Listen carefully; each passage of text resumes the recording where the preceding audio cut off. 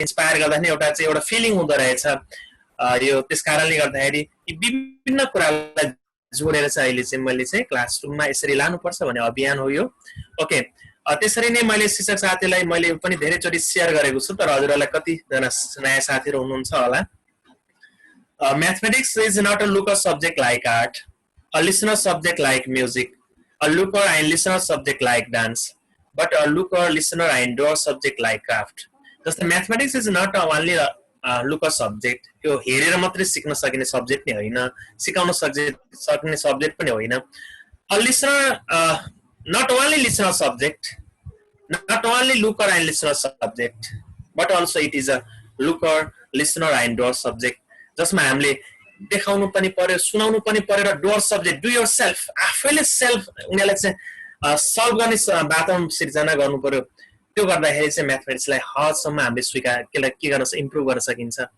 हामीले सुनाएर देखाएर मात्र म्याथमेटिक्स हामीले इम्प्रुभ गराउन सकिदैन किनकि उनीहरुले छिटो बिर्सन्छन् त्यसकारणले म चाहिँ के रिक्वेस्ट गर्छु भन्दाखेरि it is a looker listener and door subject like craft यसकै आधारमा हामीले चाहिँ क्लासरुममा लैजानुस् तपाईहरुलाई असाध्यै सजिलो हुनेछ ओके त्यसरी नै मलाई मन परेको जस्तै बेन्जामिन फ्र्याङ्कलिनले भनेको कुरा असाध्यै मन परेको मलाई यो यसमा त धेरै साइकोलोजिस्टहरुले यसलाई व्याख्या गर्नु भएको छ विभिन्न वर्डबाट तर मेन थीम चाहिँ यही हो जसमा चाहिँ tell me I forget टेच me I remember involve me I learn यो इन्भल्भ मी आई लर्न भन्ने प्याटर्नलाई नै सपोर्ट गर्नको लागि चाहिँ यो म्याथमेटिक्स ल्याबको म्याथमेटिक्स एक्टिभिटिज म्याथमेटिक्स मेटेरियलको आवश्यकता परेको इन्भल्भ जबसम्म हामीले बच्चालाई इन्भल्भमेन्ट गराइन्छ अनि उनीहरूले बल्ल सिक्छन् भन्ने सिद्धान्तको आधारमा चाहिँ मैले चाहिँ अहिले चाहिँ म्याथ ल्याबको विकास गर्नुपर्छ भनेर अभियानमा हिँडेको हो ओके त्यसरी नै म विद्यार्थीलाई के भन्छु भन्दाखेरि अर्थात् शिक्षक साथीहरूलाई के भन्छु भन्दाखेरि mathematics learning way is most important is this way practice with thinking not practice with procedure म चाहिँ हरेक शिक्षक साथीलाई के भन्छु भन्दाखेरि विद्यार्थीलाई कस्तो वातावरण सिर्जना गर्नु पर्यो भन्दाखेरि practice with thinking not practice with procedure हामीले स्टेप बाइ स्टेप उनीहरूलाई थिङ्किङ गर्नेको एउटा क्रिएसन थिङ्किङ गर्ने क्रिएसन ल्याउने अर्थात् सिचुएसन सिर्जना गर्ने जब हामीले चाहिँ उनीहरूलाई स्टेप बाइ स्टेप थिङ्क गर्न सक्ने सिचुएसन सिर्जना गरेर क्लासरुममा तपाईले लानुभयो भने सुरुमा तपाईलाई चाहिँ क्लासरुममा पढाउँदाखेरि ढिलो कोर्स गएको जस्तो लाग्छ तर तपाईको ह्याबिट बुझिसके पछाडी विद्यार्थीले यति छिटो सिक्छ कि तपाईले त्यसलाई प्र्याक्टिस गर्नुस् म चाहिँ के भन्छु भन्दाखेरि नट प्र्याक्टिस विथ प्रोसिडर घोकाएर होइन यो घोकाउन थाल्यो भने प्रोसिडर घोकाउन थाल्यो भने यो धेरै ओडहरु सम्झिनु पर्ने धेरै कुराहरु उनीहरुलाई चाहिँ सम्झिनु पर्ने भएको कारणले गर्दाखेरि अनि उनीहरुलाई चाहिँ म्याथमेटिक्स प्रति नै वृत्तिस्ना जाएर आउँछ त्यसकारणले गर्दाखेरि हामीले चाहिँ स्टेप बाइ स्टेप थिङ्क गर्दै गरेर तपाईले सिकाउनु भयो भने म्याथमेटिक्समा चाहिँ हदसम्म हामीले इम्प्रुभ गर्न सकिन्छ जस्तै विद्यार्थीले स्टेप बाइ स्टेप थिङ्क गरेको छ कि छैन भनेर हामीले चेक गर्न पनि सकिन्छ जस्तै म चाहिँ क्लासरुममा हामीले चाहिँ कसरी सकिन्थ्यो भन्दाखेरि जस्तो क्लासरुममा कुनै एउटा क्वेशन सल्भ गर्दै गएर बिचमा बिगार्दियो अनि बिचमा बिगारेर फेरि सल्भ गर्दै गयो अनि त्यो बिचमा बिगारेको ठाउँमा जो विद्यार्थीले सर मैले बुझिन भनेर क्वेशन राइज गर्छ त्यो विद्यार्थीले अवश्य तपाईले बुझ्नुस् कि त्यो विद्यार्थीले स्टेप बाइ स्टेप थिङ्क गर्दो रहेछ त्यो विद्यार्थीको 100% म्याथमेटिक्स राम्रो छ जो विद्यार्थीले चाहिँ अब त्यो हेर्नुस् त कति सजिलो रहेछ सर भन्दै सार्छ तपाईले बिगार्दिएको पनि सारेर लेखिरहन्छ उसलाई त्यो बिगारेको थाहै छैन जब त्यस्तो प्रकारको विद्यार्थीमा चाहिँ के हुन्छ भन्दाखेरि म्याथमेटिक्स कमजोर हुन्छ त्यसकारणले हामीले चाहिँ के गर्नु पर्यो भन्दाखेरि पहिला उनीहरुलाई चाहिँ म्याथमेटिक्स उनीहरुको कमजोर छ कि के छ लेभल के हो भनेर टेस्ट गर्नको लागि विभिन्न वे अपनाउनु पर्छ तर पहिलो वे भनेको म्याथमेटिक्सलाई सुधार्ने भनेको उनीहरुले स्टेप बाइ स्टेप थिङ्क गरेको छ कि छैन त यदि उसले स्टेप बाइ स्टेप थिङ्क गर्दै गएको छ भने 100% उसको म्याथमेटिक्स राम्रै हुन्छ यदि उसले स्टेप बाइ स्टेप थिङ्क नगरेर प्रोसिडर घोकेको छ भने उसको म्याथमेटिक्स विक हुँदै जान्छ जब माथिल्लो क्लास चढ्दै जान्छ त्यसको म्याथमेटिक्स विक हुँदै जान्छ अनि पछि उसलाई चाहिँ के लाग्छ त भन्दाखेरि म्याथमेटिक्स प्रति नै रुचि बढ्दैन अनि म्याथमेटिक्स प्रति नै नेगेटिभिटी आउँछ त्यसकारणले हामी सानो क्लासदेखि नै हामीले के कोसिस गर्नु पर्यो भन्दाखेरि स्टेप बाइ स्टेप हामीले थिङ्किङ गर्ने बानी विकास गराउनुस् तपाई हाम्रो म्याथमेटिक्स चाहिँ हामीले क्लासमा चाहिँ उनीहरू विद्यार्थीको म्याथमेटिक्स 100% राम्रो हुन्छ। यो तपाईले प्रयोग गरेर हेर्नुस् र मलाई तपाईले सल्लाह दिनुहुनेछ। किनकि यो मैले प्रयोग गरेर हेरेको छु, यसले चाहिँ के भएको छ भन्दा असाध्यै मेन थीम भनेको म्याथमेटिक्स लर्निङ वे नै यही हो कि practice with thinking not practice with procedure. Okay, अर्को कुरा जस्तै नलेज, हामीले धेरै कुरा सिक्छौं, हामीले धेरै कुरा जानेका छौं, हामीले मास्टर डिग्रीसम्म पढेका छौं, कसैले एमफिल गरेका छौं, कसैले पीएचडी गरेका छौं, त्यो फर्दर स्टडी गरेका छौं। तर आफूले जानेको कुरो नै सबै क्लासरुममा ट्रान्सफर गर्न सकिन्छ भन्ने चाहिँ छैन।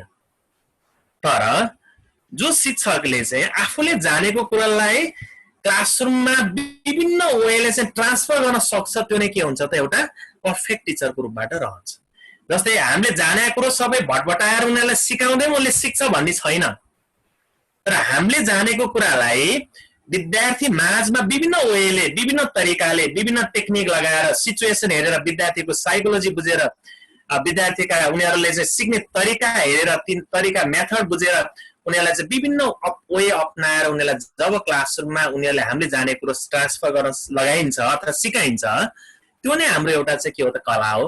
हामी शिक्षकमा हुने एउटा ठूलो कला भनेको हाम्रो जानेको कुरो क्लासरुममा लान सक्नु सबभन्दा ठूलो कुरो हो।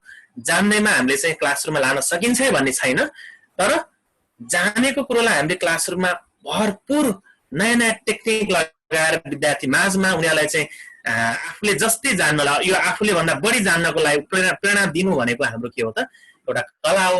हामी शिक्षकमा हुने भरपूर कला मध्ये हो के हो त भन्दाखेरि knowledge transfer to the classroom. Okay, मैले यसको विषयमा अलिकति गइन। ओके, समय रह्यो भने पछि कुनै बेला जोडियो भने हामीले चाहिँ डाक्टर इमिटोको कुरो म ल्याउने छु। डाक्टर इमिटोको प्रसंग असाध्यै रोचक छ। यसमा चाहिँ तपाईले युट्युबबाट तपाईले उहाँको सर्च गरेर तपाईले हेर्न सक्नुहुनेछ। आज अलिकति विषय समय अलि छोटो छ, मैले मेटेरियल पनि देखाउनु पर्ने छ, त्यसकारण मैले उहाँको बारेमा त्यति चर्चा गरिन। ओके, तर मलाई चाहिँ इन्स्पायर गर्ने व्यक्ति, मलाई इन्स्पायर भएको व्यक्ति, मैले उहाँको कुरा सुन्ने र म चाहिँ एउटा इन्स्पायर भएको थिएँ। असाध्यै इम्पोर्टेन्ट छ डाक्टर इमिटोको कुराहरूलाई हजुरले हेर्नु होला। ओके, जस्तै यहाँ भनिएको छ, यो धेरै पुरानो भइसकेको छ तर पनि आज पनि उत्तिकै आवश्यकता छ। Ordinary teachers tells, a good teachers explains, super teacher demonstrate, a great teachers inspire. मैले आज पनि पोस्ट गरेको थिएँ फेसबुकमा, इन्स्पायरको आवश्यकता छ है।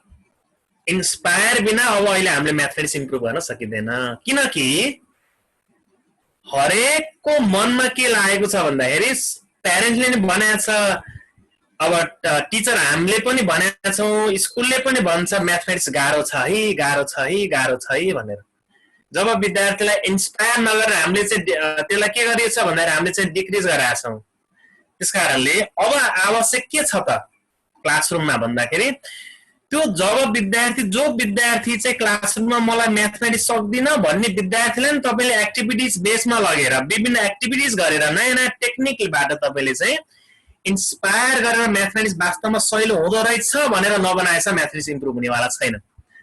त्यसकारणले म चाहिँ सम्पूर्ण शिक्षकहरूलाई आह्वान के गर्छु भन्दाखेरि हामी विद्यार्थीलाई इन्स्पायर गर्न चाहिँ हामी कोसिस गरौँ। इन्स्पायर बिना चाहिँ हामी अब सम्भवै छैन। कारण के छ, अब सानो बच्चालाई त कति राम्रो एउटा मिठो भाषा बोल्दै कस्तो खुसी हुन्छ। अब भर्खर जन्मेको बच्चालाई त अब स्माइल दियो भने कति राम्रो हाँस्छ। सानो जन्मन पाएन, हामीले चाहिँ पोजिटिभ सोच्नु पर्छ, पोजिटिभिटीतिर लानु पर्दो रहेछ।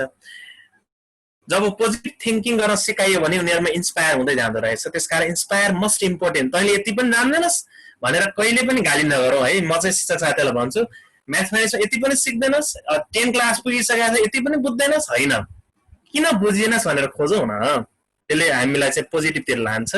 ओके, मलाई असाध्यै मन परेको भनाइ हो, तर यसमा चाहिँ हामीले यसलाई चाहिँ पोजिटिभ भावले सोच्यो भने यसका पोजिटिभ तथ्यहरु बुझ्न सकिनेछ। नेगेटिभली सोचे नेगेटिभ हुन सक्छन्, तर हामीले पोजिटिभको लागि मैले सन्देशको लागि भन्न खोजेको हो।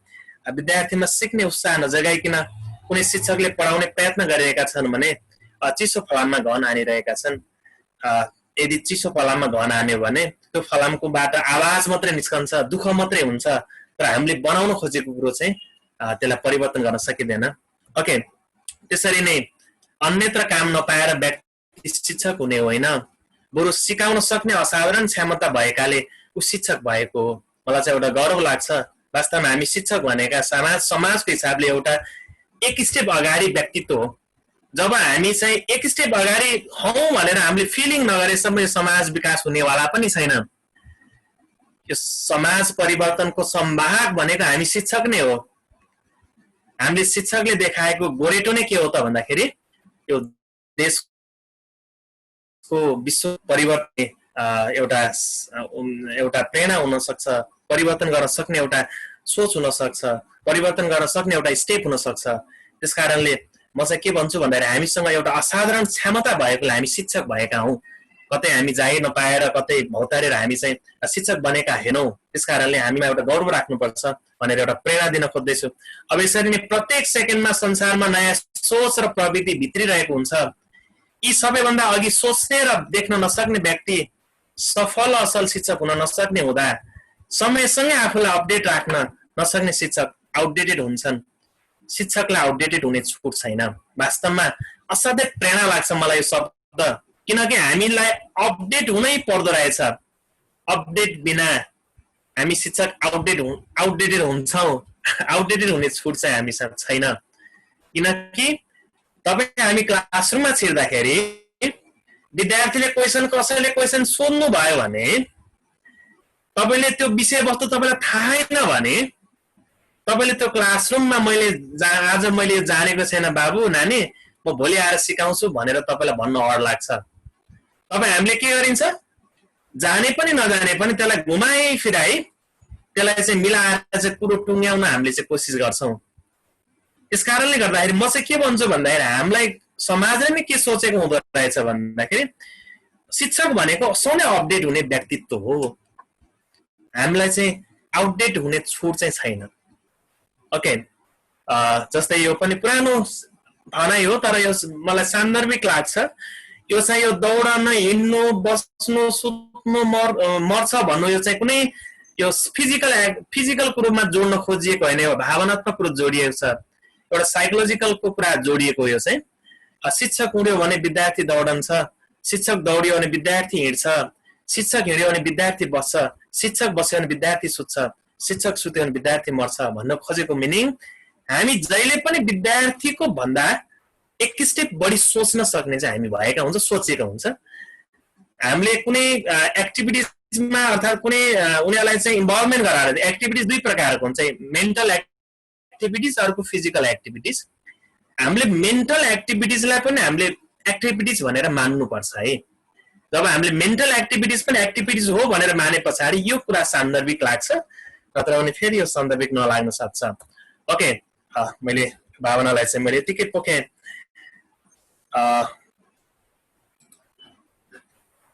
जस्तै मैले हजुरहरूलाई चाहिँ आजको विषयवस्तुतिर जोड्दैछु। आज मैले के जोडौँ लागिरहेको छ अघि नैदेखि। आज अलिक त अन्तिम दिन पनि हो, अलिअलि मेटेरियल देखाउँछु हजुरहरूलाई। क्लास मेटेरियल त थुप्रो मेटेरियल बनाउन सकिन्छ, तर एउटा दुईटा नमुना मेटेरियल हजुरहरूलाई देखाउने छु।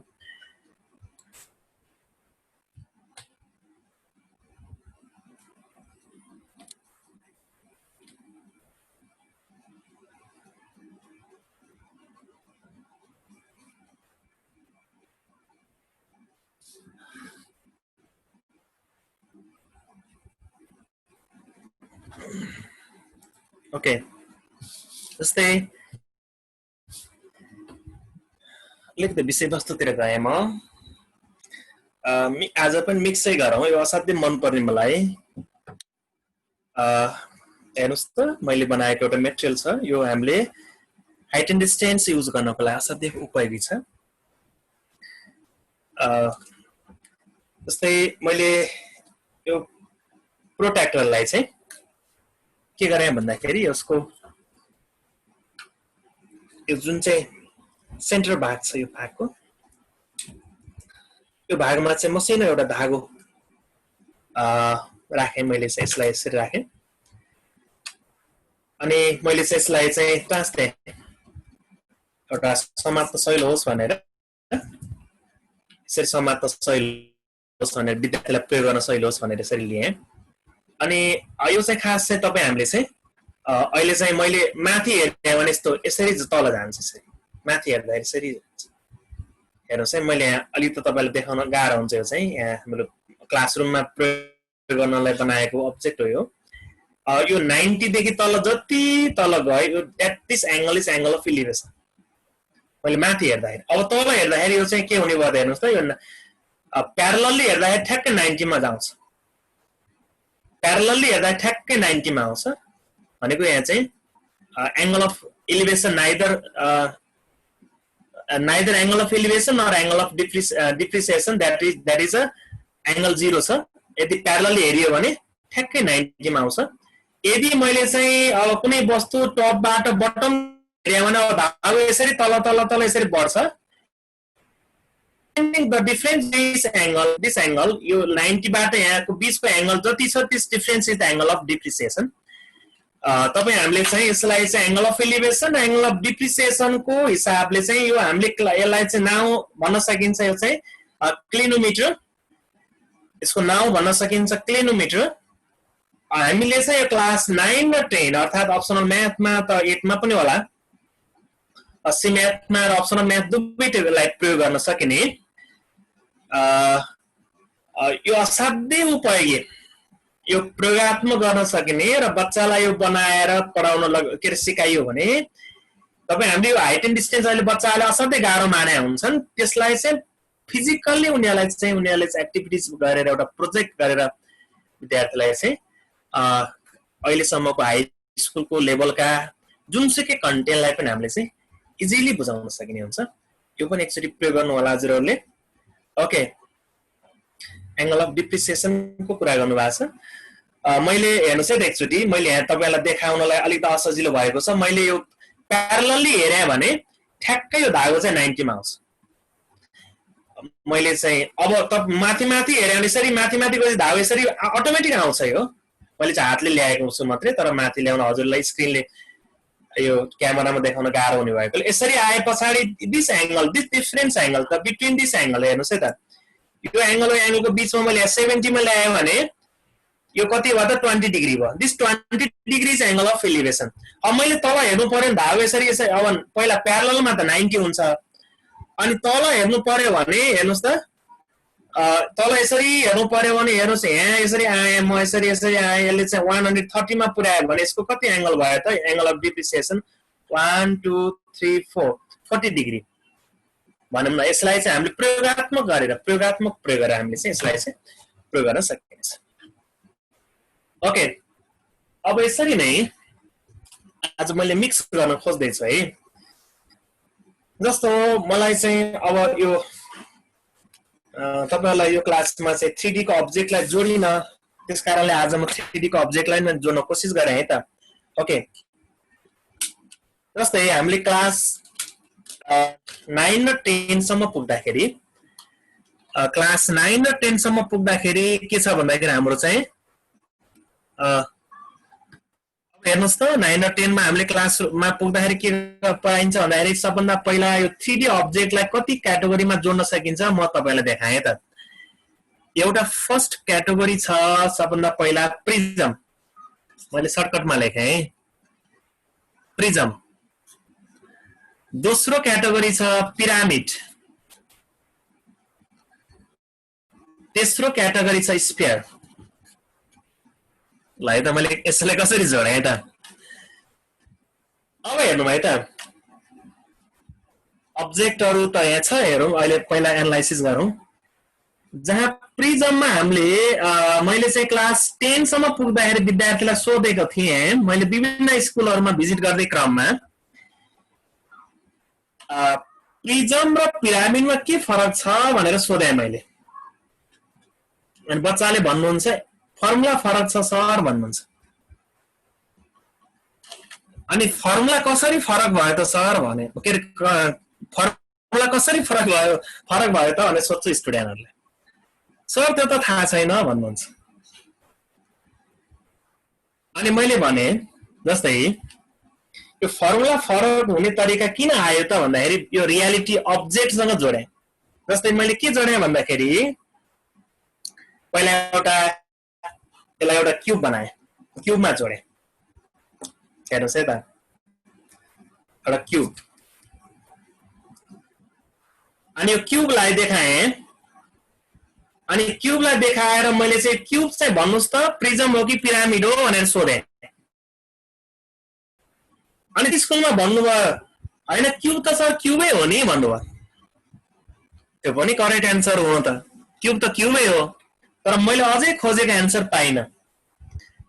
अनि मैले त्यस पछाडि एउटा यो यस्तोलाई देखाएँ फेरि यसलाई, एउटा अब्जेक्टलाई, यो अब्जेक्टलाई देखाएँ। कसरी देखाएँ भन्दाखेरि जस्तै यो तपाईँ हामीले देखिएको होला।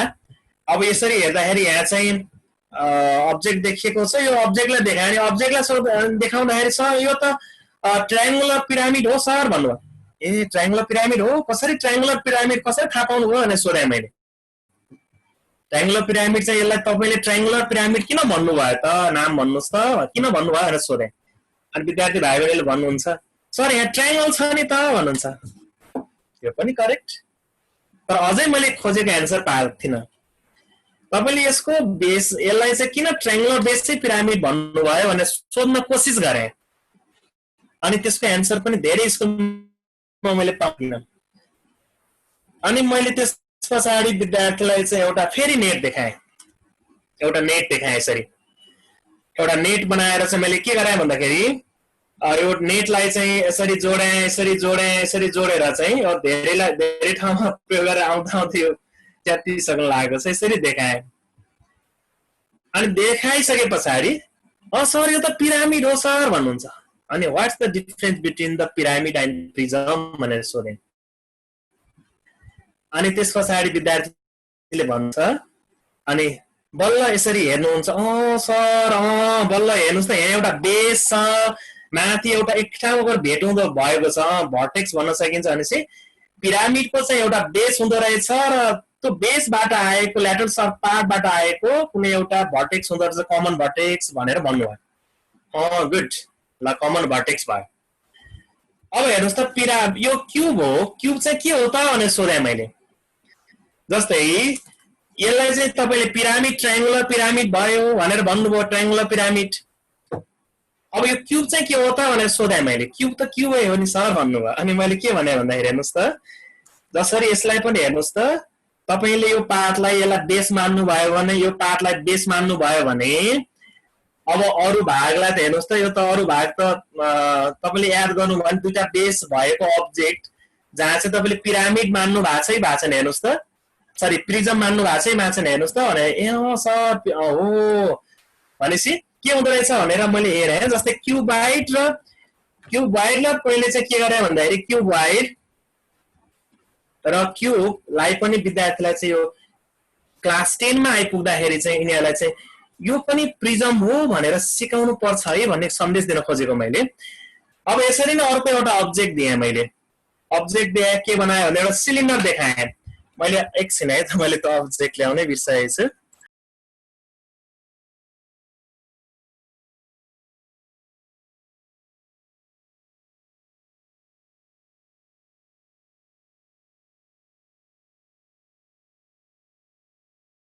ओके, जस्तै एउटा अब्जेक्ट ल्याएँ मैले। कस्तो अब्जेक्ट ल्याएँ भन्दा दुईटा, जस्तै यो क्यूबलाई जोडेँ, यसलाई जोडेँ, यसलाई क्यूब भयो, यसलाई जोडेँ, यसलाई चाहिँ हेर्नुहोस् है त क्यूबाइड भयो दुईटालाई जोडेपछि।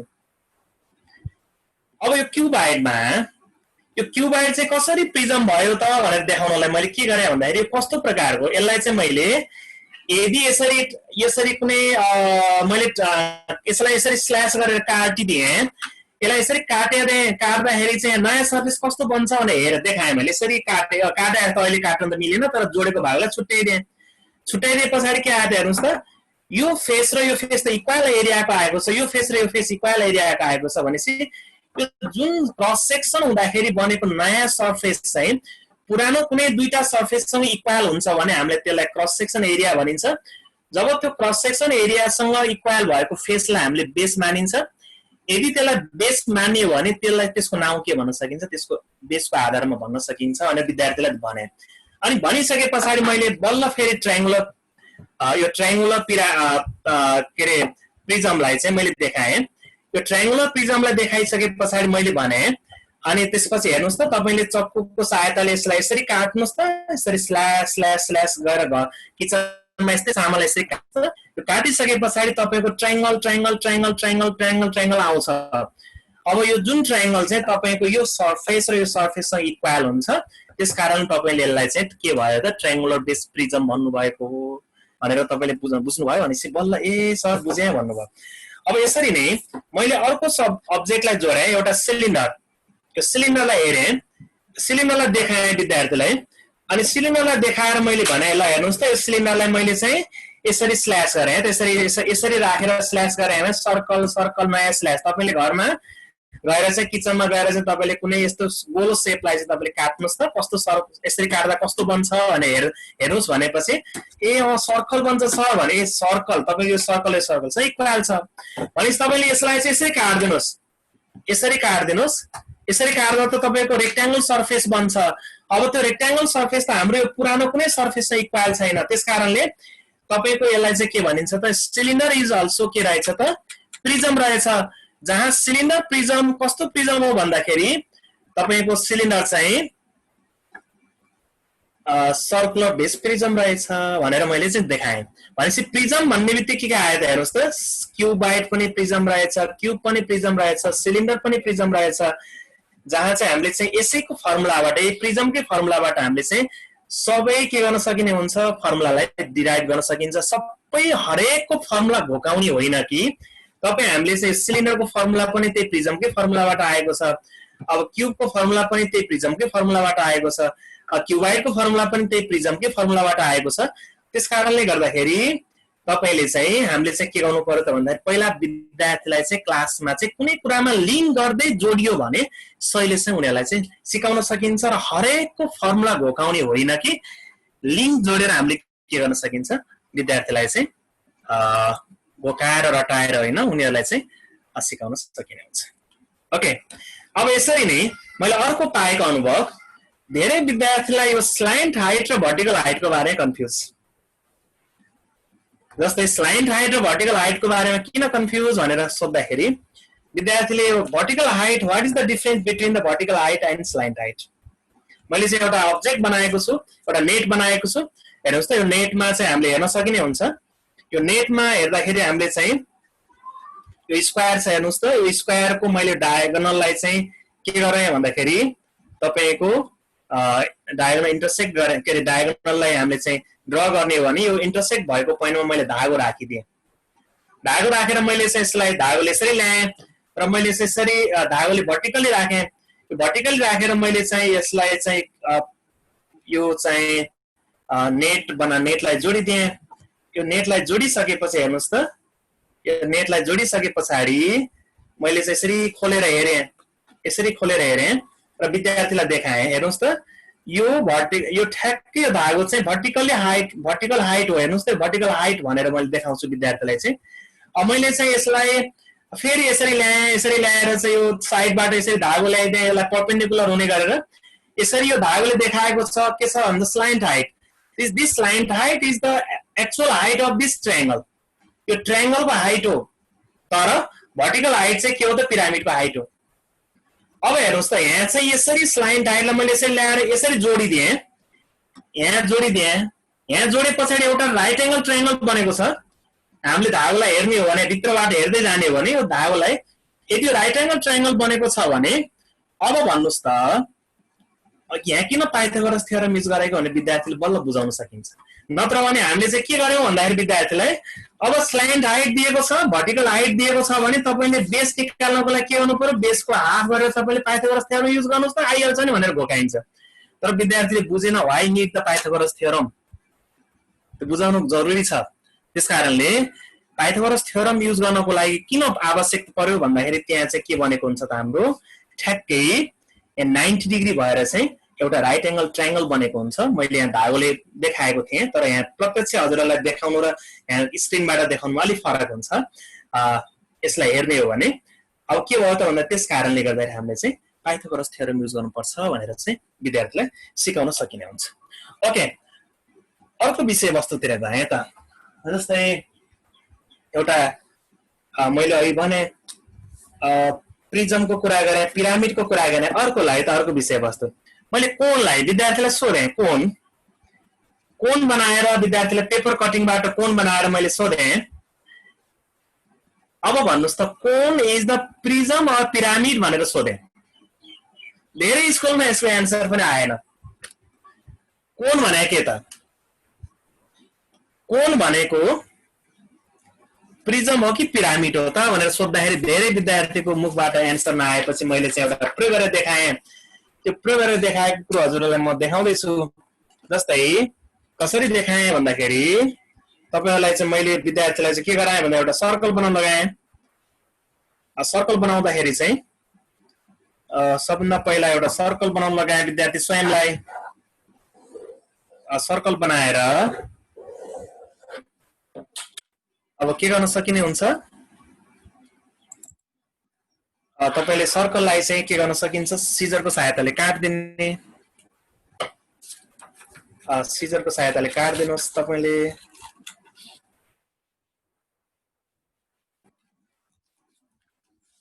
सिजरको सहायताले तपाईले काट्दिनुस्।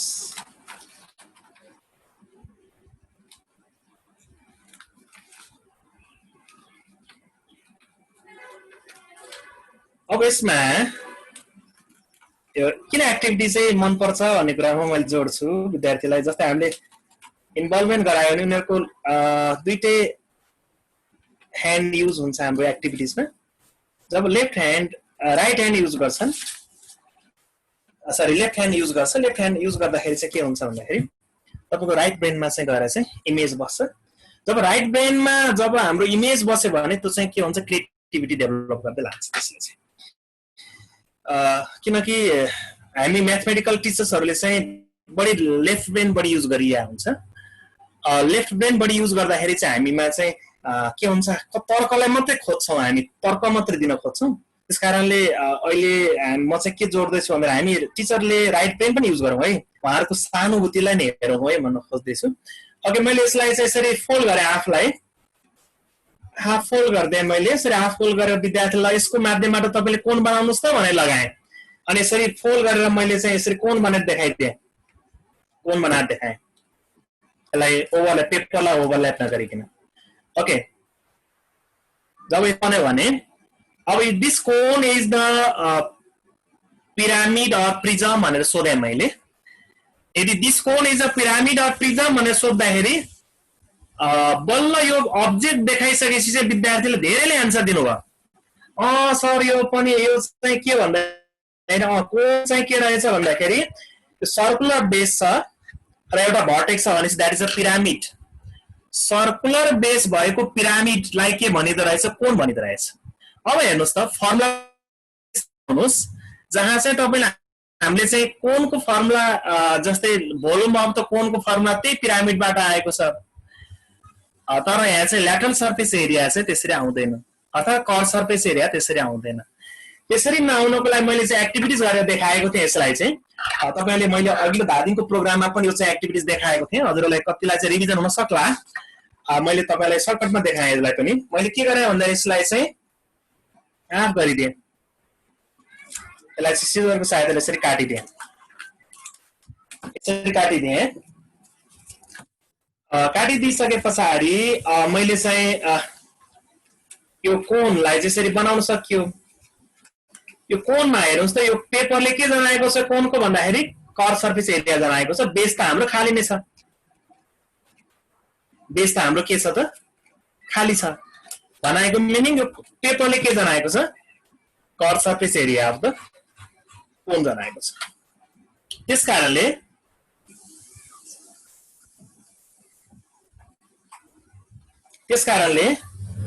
अब हेर्नुस् त यसलाई चाहिँ मैले विद्यार्थीलाई चाहिँ एउटा एक्टिभिटिज गराएँ। यसरी फोल्ड गर्न लगाएँ, यसरी फोल्ड गर्न लगाएँ, यसरी फोल्ड गर्न लगाएँ, 3 चोटिसम्म गराएँ। अब त्यो चाहिँ विद्यार्थीलाई एउटा कन्सेप्टको लागि थियो। अनि फोल्ड गरेर यसलाई खोल्न लगाएँ। खोल्न लगाएर के गर्दिएँ भन्दाखेरि मैले सिजरको सहायताले यसलाई काट्न लगाएँ। सिजरको सहायताले यसरी पिस पिस काटेर लगाइदिएँ। ओके, यसरी पिस पिस काटेर लगाएँ। विद्यार्थी यति रमाउँछन्, क्लास 10 मा पुगेका विद्यार्थी पनि यसरी तपाईले सिकाउँदाखेरि ओहो सर हामीले त यसरी पढेकै थिएनौं सर भन्नुहुन्छ विद्यार्थीले। ओके, यसरी काटेर लगाएँ। काटेर मैले यसलाई अल्टरनेट गरेर राख्न लगाएँ। अब हामीले चाहिँ अलिकति सानो पिस बनाइयो भने यसलाई चाहिँ स्टेट देखिन्छ, तर अहिले चाहिँ एजम्पसन गरौँ। ओके, मैले चाहिँ जम्मा 8 वटा पिस बनाएको छु। यसलाई हामीले 16 वटा पिससम्म बनाइयो भने स्टेटै पुग्छ, स्टेट जस्तै देखिन्छ। र मैले चाहिँ यसमा हेर्दाखेरि प्याराग्राम जस्तो देख्न सक्छ अर्को राख्दाखेरि, त्यसकारण यसलाई एउटालाई चाहिँ हाफ गराइदिएँ। फेरि एउटालाई फेरि यसलाई हाफ गरिदिनुहोस्। एउटालाई यसलाई हाफ गराएँ, यसरी हाफ गराइदिएँ मैले। यसरी हाफ गराएर मैले चाहिँ एउटा हाफलाई चाहिँ यता राख्दिएँ, एउटा साइडमा राख्दिएँ, अर्को हाफलाई चाहिँ यसरी राख्दिएँ। अब यसरी राखिसके पछाडि अहिले हामीले चाहिँ यो कोन थियो, यो कोन जुन चाहिँ हेर्नुस् त यो curve surface area of this cone पेपरले जनाएको छ। यसमा हाम्रो चाहिँ यो पार्टलाई यसरी स्ल्यान्ट हाइट भनिन्छ, यसरी काटिएको छ। हामीले यसरी काटेका छौं। यो स्ल्यान्ट हाइट चाहिँ हाम्रो एल सपोज गरेका छ भने यसलाई एल भन्न सकियो। यो साइड हाम्रो एल गएको छ। अब यसरी नै तपाईको यो बेस हेर्नुस् त, कर्व यो बेस चाहिँ सर्कल छ। सर्कल चाहिँ दुई भागमा इक्वल डिभाइड भएको छ। त्यसकारणले सर्कलको सर्कमफरेन्स भनेको 2 पाई आर हुन्छ। 2 पाई आर को हाफ के हुन्छ? Pi r. This is pi r and this is also pi r। अब हेर्नुस् त, अब यसलाई हेर्ने हो भने दिस इज रेक्टेंगल। अब रेक्टेंगल शेपलाई सपोज गरौँ यो यसलाई। अब रेक्टेंगल छ भने हामीले के गर्न सकियो त, यसलाई अलिकति स्ट्रेट बनाउन सकिन्छ मिलायो भने। यसमा चाहिँ के भयो त भन्दाखेरि area of this rectangle is pi R L. तपाईको यो एरिया मैले रेक्टेंगलमा कन्भर्ट गरेको छु, तर यो के थियो? कोनको चाहिँ के थियो? कर्व सर्फेस एरिया थियो। त्यसकारण के भयो त, कर्व सर्फेस एरिया इक्वाली के आयो त? पाई आर एल। विद्यार्थीलाई चाहिँ इजिली फर्मुला चाहिँ यसरी डेरिभेसन गरेर देखाउन सकिने हुन्छ। ओके, अब यसरी नै अर्को विषयवस्तुतिर गएँ म आज चाहिँ तपाईलाई देखाउन खोज्दैछु अब्जेक्टहरुलाई चाहिँ अब्जेक्टका प्रयोगहरु गरेर कसरी गर्ने भनेर। म हिजो अस्ति चाहिँ मसँगै बनाउन लगाएँ भने आज अलिकति अन्तिम दिन पनि भएको, यहाँ धेरै विषयवस्तुहरु छन् तर कति जोडौं भनेर मैले चाहिँ अलिकति देखाउन खोज्दैछु आज चाहिँ। ओके, जस्तै अर्को हेरौँ है त। एउटा स्फियर छ। स्फियरमा तपाई हामीले चाहिँ मैले चाहिँ धेरै विद्यार्थीलाई सोधेँ what is the difference between the height of the sphere and the diameter of the sphere भनेर सोधेँ। what is the difference between the height and diameter of the sphere? धेरै ठाउँमा चाहिँ सर स्फियरको चाहिँ हाइट हुन्छ र भनेर सोध्नु भयो। स्फियरको हाइट हुन्छ र भनेर सोधिदिनु भयो धेरैले। तर मलाई चाहिँ के लाग्छ भन्दाखेरि विद्यार्थीलाई जस्तै क्वेशन सोध्दाखेरि सधैँ डायमिटर भनेर सोधिरहेछ, तपाईँ क्वेशन हाइट भनेर सोधिदिनुहोस् त विद्यार्थी हल्लिन्छ।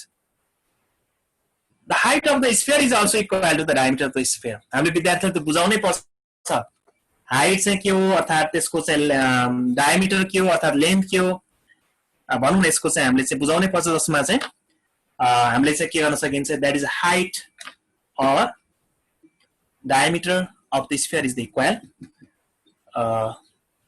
अब यसको आधारमा हामीले चाहिँ विद्यार्थीलाई म चाहिँ के भन्थे, लजिकल पार्ट भन्थे। यो चाहिँ स्फियरको फर्मुलालाई चाहिँ डेरिभेसन गर्नको लागि म चाहिँ लजिकल पार्ट हेर्नुस् त कसरी सकिन्छ भनेर देखाउँथे।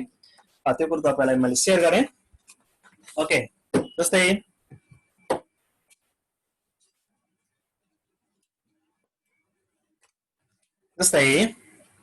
यो स्फियर छ। स्फियरलाई एउटा लजिकल पार्ट है त, म्याथमेटिकल लजिकल पार्ट मैले चाहिँ तीनवटा कन्सेप्टलाई आधारित भनेको छु म्याथमेटिक्स, सरी तीनवटा लेभल भनेको छु म्याथमेटिक्समा। एउटा कन्सेप्ट, अर्को लजिक, अर्को क्रिएसन। कन्सेप्ट, लजिक, क्रिएसन, यति तीनवटा कुरालाई चाहिँ हामीले जोडियो भने म्याथमेटिक्स राम्रो गर्न सकिन्छ। कन्सेप्ट पहिला के भन्दाखेरि हामी कन्सेप्ट पहिला दियौं भने लजिकल अटोमेटिक राइज हुन्छ विद्यार्थीमा, अथवा ह्युमन नेचर हो यो।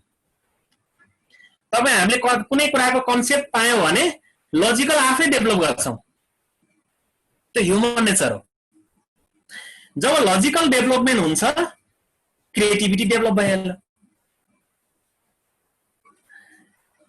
हामीले के गरेका छौं भन्दाखेरि मैले अहिले पाएको तीतो सत्य हजुरलाई भन्छु, हामी शिक्षकले के गर्यौं भन्दाखेरि यो कन्सेप्ट, लजिक अनि क्रिएसन हेर्नुस् है त। हामीले हाम्रो लेभलमा के गर्यौं भनेर म तपाईलाई म शेयर गर्छु भन्दाखेरि हामीले यो लजिक मात्रै दिन खोज्यौं विद्यार्थीलाई। म हजुरलाई किन दिन खोज्यौं भनेर म तपाईलाई शेयर गरे है त। हामीले विद्यार्थीले अहिलेसम्म पढाएको तरिका के भन्दाखेरि म्याथमेटिक्स, ल हेर्नुस् त क्वेशन नम्बर यति मैले सल्भ गरेको छु, अब क्वेशनमा यस्तै क्वेशन छ तपाईले यस्तै गरेर लिएर आउनुस् त भनेर भन्नुहुन्छ। होमवर्क यसरी गरेर लिएर आउनुस् त भनिन्छ। हामीले अनि त्यसपछि कन्सेप्ट दिइदैन, एकैचोटी फर्मुलामा गइन्छ। अनि फर्मुला गरेर ल यति पनि आउँदैनस् भनेर फेरि सुरु गरिहालिन्छ। अनि त्यसकारणले हामीले के गर्यौं भन्दाखेरि हामीले क्वेशनको प्याटर्न हेर्नुस् त, बुकको क्वेशनको प्याटर्न र सबै नेपाली राइटरको बुकको प्याटर्नमा के छ भन्दाखेरि लजिकल पार्टलाई मात्रै समावेश गरिएको छ। जब ह्युमन नेचर हो, यदि लजिक मात्रै हामीले सुन्यौं र त्यो मान्छेले कन्सेप्ट क्लियर गर्न सकेन भने त्यो मान्छेलाई त्यो लजिक त्यति सुइटेबल लाग्दैन। मैले यहाँ जोड्न खोजेको कुरो के भन्दाखेरि तपाईँ हामीले पनि कुनै व्यक्तिले लजिकल कुरा मात्रै सुनाएको छ भने तपाईलाई केही समय पछाडि बोर लाग्दै जान्छ, किनकि त्यो लजिकल तपाईलाई कन्सेप्चुअल भएको छैन। विद्यार्थीलाई पनि त्यही भएको छ। अहिले तपाईँ हामीले त्यो बुकको आधारमा खाली लजिक मात्रै दिन खोज्यौं, कन्सेप्ट दिनै खोजिएन। अनि विद्यार्थी तपाईको 10 मिनेट पछाडि विद्यार्थी हाई गर्नतिर लाग्छ। जसले तपाईले लजिकको कुरा सिकाउँदाखेरि जो विद्यार्थीले कन्सेप्चुअल विकास गर्दै लगेको छ त्यसले बिस्तारै कन्सेप्टमा उले क्रिएसन गर्न सक्यो भने त्यो विद्यार्थी फेरि अगाडि बढेको छ है। अहिले मैले के भन्छु भन्दाखेरि सबै विद्यार्थीलाई लजिक दिँदाखेरि उले अटोमेटिक क्रिएसन गर्न सक्छ भने अटोमेटिक कन्सेप्ट डेभलप गर्न सक्छ भने सकिदैन। यो ह्युमन नेचर हो। कसैले लजिक पाए पछाडि क्रिएसन डेभलप गर्न सक्छ, लजिक पाएपछि कन्सेप्ट डेभलप गर्न सक्छ, अनि बल्ल उले राइज गरेछ। जो विद्यार्थी म के भन्छु भन्दाखेरि आज तपाईलाई अन्तिम दिन भएको लागि तितो मिठो शेयर गर्छु। म के भन्छु विद्यार्थीलाई, हामीले शिक्षक साथीहरूलाई भन्दाखेरि हामीले पढाएको अहिलेको क्लासरुममा तपाईँ हामीले म्याक्सिमम राम्रो टिचरले अहिलेसम्म पढाएको मैले पाएको चाहिँ 10% विद्यार्थीलाई मात्र तपाईँ हामीले क्लासरुममा पढाइएको छ, राम्रोसँग बुझाइएको छ। 90% अफ विद्यार्थीलाई तपाईँ हामीले स्केप भएको छ, छोड्दैछ। हामी पढ्ने बेला पनि त्यही थियो। तपाईँ हामी जान्ने विद्यार्थीको माझबाट निस्केका विद्यार्थी हौ पक्कै, किनकि हामी म्याथमेटिक्स पढाउँदैछौँ। तपाईँ हामीले विचार गर्नुहोस् त, हामीले क्लासमा लिँदाखेरि हामी स्कुलमा पढ्दाखेरि पनि कति साथीहरू म्याथमेटिक्स नजानेर रुनुहुन्थ्यो, तर हामी यति नै जान्दैनस् भनेर आइन्थ्यो। अहिले हामी फेरि के गरेका छौं, शिक्षक भएका छौं, फेरि त्यसरी नै एप्लाई गरिरहेका छौं। 90% विद्यार्थीलाई हामीले भोकाउनतिर लागेका छौं, रटाउनतिर लागेका छौं, तैले जान्दैनस् त यो अप्ठ्यारो छ भन्नतिर लागेका छौं। तर यो 10% लाई मात्रै पढाएर कति उम्म लागिन्छ र हो हामीले। त्यसकारणले म के भन्छु भन्दाखेरि तपाईँ हामीले एक्टिभिटिज बेसमा लैजानुस्। तपाईको अहिलेको क्लासको भन्दा तपाईले 60% विद्यार्थीलाई तपाईले राम्रोसँग सिकाउन सक्नुहुन्छ। अझै 40% लाई सक्नुहुन्न। 40% सँग अरु कुरा पनि जोडिएका छन्। उनीहरुको व्यवहारिक कुरा, उनीहरुको पारिवारिक कुरा, उनीहरुको विभिन्न कुराले जोडिएको हुन्छ। सबै विद्यार्थीलाई सकिँदैन, हामीले 100% लान त नसकिएला। तर तपाई हामीले मैले पाएको अनुभवमा के छ भन्दाखेरि अहिले हामीले 10% विद्यार्थीलाई पढाइरहेका छौं र 90% लाई फर्गेट बिर्सिएर झिडिरहेका छौं भने तपाईले अहिले एक्टिभिटिज बेसमा लैजानुस्। तपाईले 1 वर्ष भित्रमा तपाईको 60% विद्यार्थीलाई पढाउँछौं अनि 40% विद्यार्थीलाई छोड्छौं। अनि प्रयास गर्दै जानुस् त, उनीहरुलाई मोटिभेसन गर्दै जानुस्, इन्स्पायर गर्दै लानुस् त तपाईले बल्ल तपाई नजिक अब 70% लाई सक्नु होला, त्यसपछि 80% लाई सक्नु होला, 90% लाई सक्नु होला, त्यसरी बढ्दै जाला। तर हामीले प्रयासै गरिएन भने हाम्रो पालामा पनि त्यही 5% देखि 10% विद्यार्थीलाई हाम्रा गुरुहरूले पढाउनु भयो म्याथमेटिक्स, अरु सबैले रोएर बस्या हुन्। अहिले पनि के गरेका छौं, यही कुनै परिवर्तन भएन। त्यसकारणले यो परिवर्तनको लागि हामीले के गर्नुपर्छ भन्दाखेरि हामीले कन्सेप्चुअल विकास लानै पर्छ। कन्सेप्ट बिना म्याथमेटिक्स हामीले कुनै पनि हालतमा इम्प्रुभ गर्न सकिदैन। ओके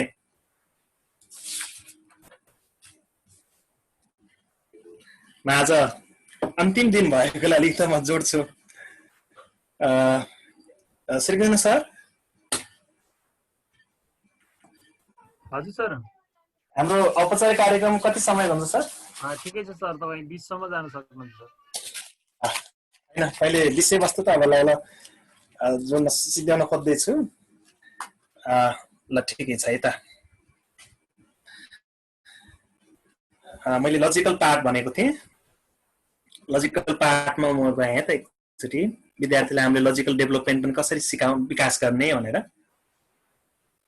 जस्तो एउटा स्फियर छ मैले स्फियरलाई के गरेँ भन्दाखेरि ठ्याक्कै हाफ गर्न कोसिस गरेँ मैले चाहिँ विद्यार्थीलाई चाहिँ हाफ गर्न बोकेर हिँड्नलाई सहिलो छ भनेर त्यस्तो यो जेम्सको भाँडा प्रयोग गरेको थिएँ मैले यसलाई खोलेर देखाइदिएँ बच्चाहरूको मुख चाहिँ रसाउँथ्यो सर जेम्सको भाँडा पो रहेछ भन्नुहुन्थ्यो अनि यसलाई हाफै त यो हाफ नै छ त छैन तर हाफ सम्झ्यौँ ओके यसलाई हाफ सम्झ्यौँ हेमिस्फियर अब हेमिस्फियर भए पछाडि मैले के भन्थे भन्दा विद्यार्थीले एउटा सिलिन्डर छ यो सिलिन्डरमा चाहिँ के गर्ने भन्दाखेरि तपाईको लजिकल पार्ट है हजुरहरुलाई कसरी कतिको यसलाई कसरी हेर्नुहुन्छ यो स्फियरको रेडियस डायमिटर जति छ यसको डायमिटर जति छ यो सिलिन्डरको पनि डायमिटर उति नै बनाउने इक्वल बनाउने र सिलिन्डरको हाइट पनि उति नै बनाउने अर्थात स्फियरको diameter is equal to the सिलिन्डरको बेसको diameter and height is also equal to the diameter of this cylinder बनाउने हो भने मैले यो सिलिन्डरलाई स्फियरलाई चाहिँ यसलाई हाफ गरेर यो चाहिँ म्याथमेटिक्स ल्याबमा चाहिँ मेटेरियल छ तर मैले यहाँ लोकल मेटेरियललाई युज गराएको थिएँ म्याथमेटिक्स ल्याबमा चाहिँ यसको ठ्याक्कै मेटेरियल छ है हजुरहरुलाई मैले म्याथ ल्याब एकातिर म अर्कोतिर भएको कारण मैले त्यो वस्तु देखाइरहन सकेको छैन ओके जस्तै अब तपाई हामीले चाहिँ यो स्फियर हेमिस्फियरमा पानी भरेर चाहिँ त्यो सिलिन्डरलाई भर्दै गयो भने ठ्याक्कै 3 चोटीमा भरिन्छ जस्तै भोल्युम अफ के भयो त्यसमा सिलिन्डर इक्वल टु के हुन्छ 3 टाइम्स भोल्युम अफ स्फियर हुन्छ हेमिस्फियर हुन्छ हेमिस्फियर हुन्छ किनकि मैले के भनेको थिएँ कन्डिसन के छ भन्दाखेरि स्फियरको डायमिटर इक्वल टु द सिलिन्डरको बेसको डायमिटर र हाइट इक्वल प्र्याक्टिकली गरौँ न सर भन्नुभएको छ म्याथ ल्याबमा मेटेरियल छ तर अहिले यहाँ मेटेरियल नभएर मात्रै ओके अब तपाईँ हामीले चाहिँ 3 चोटि भरिन्छ यो हामीले आफूले लोकल मेटेरियल बनाएर पनि सकिन्छ तपाईले टेस्ट गर्नु होला लोकल मेटेरियल कतै केही प्लास्टिक केही भाँडोलाई के बनाएर पनि बनाउन सक्नुहुनेछ volume of the cylinder equal volume of the के हुन्छ हेमिस्फियर हुन्छ जसमा volume of hemisphere equal to के आयो त 1/3 भोल्युम अफ सिलिन्डर भनेको पाई आर स्क्वायर एच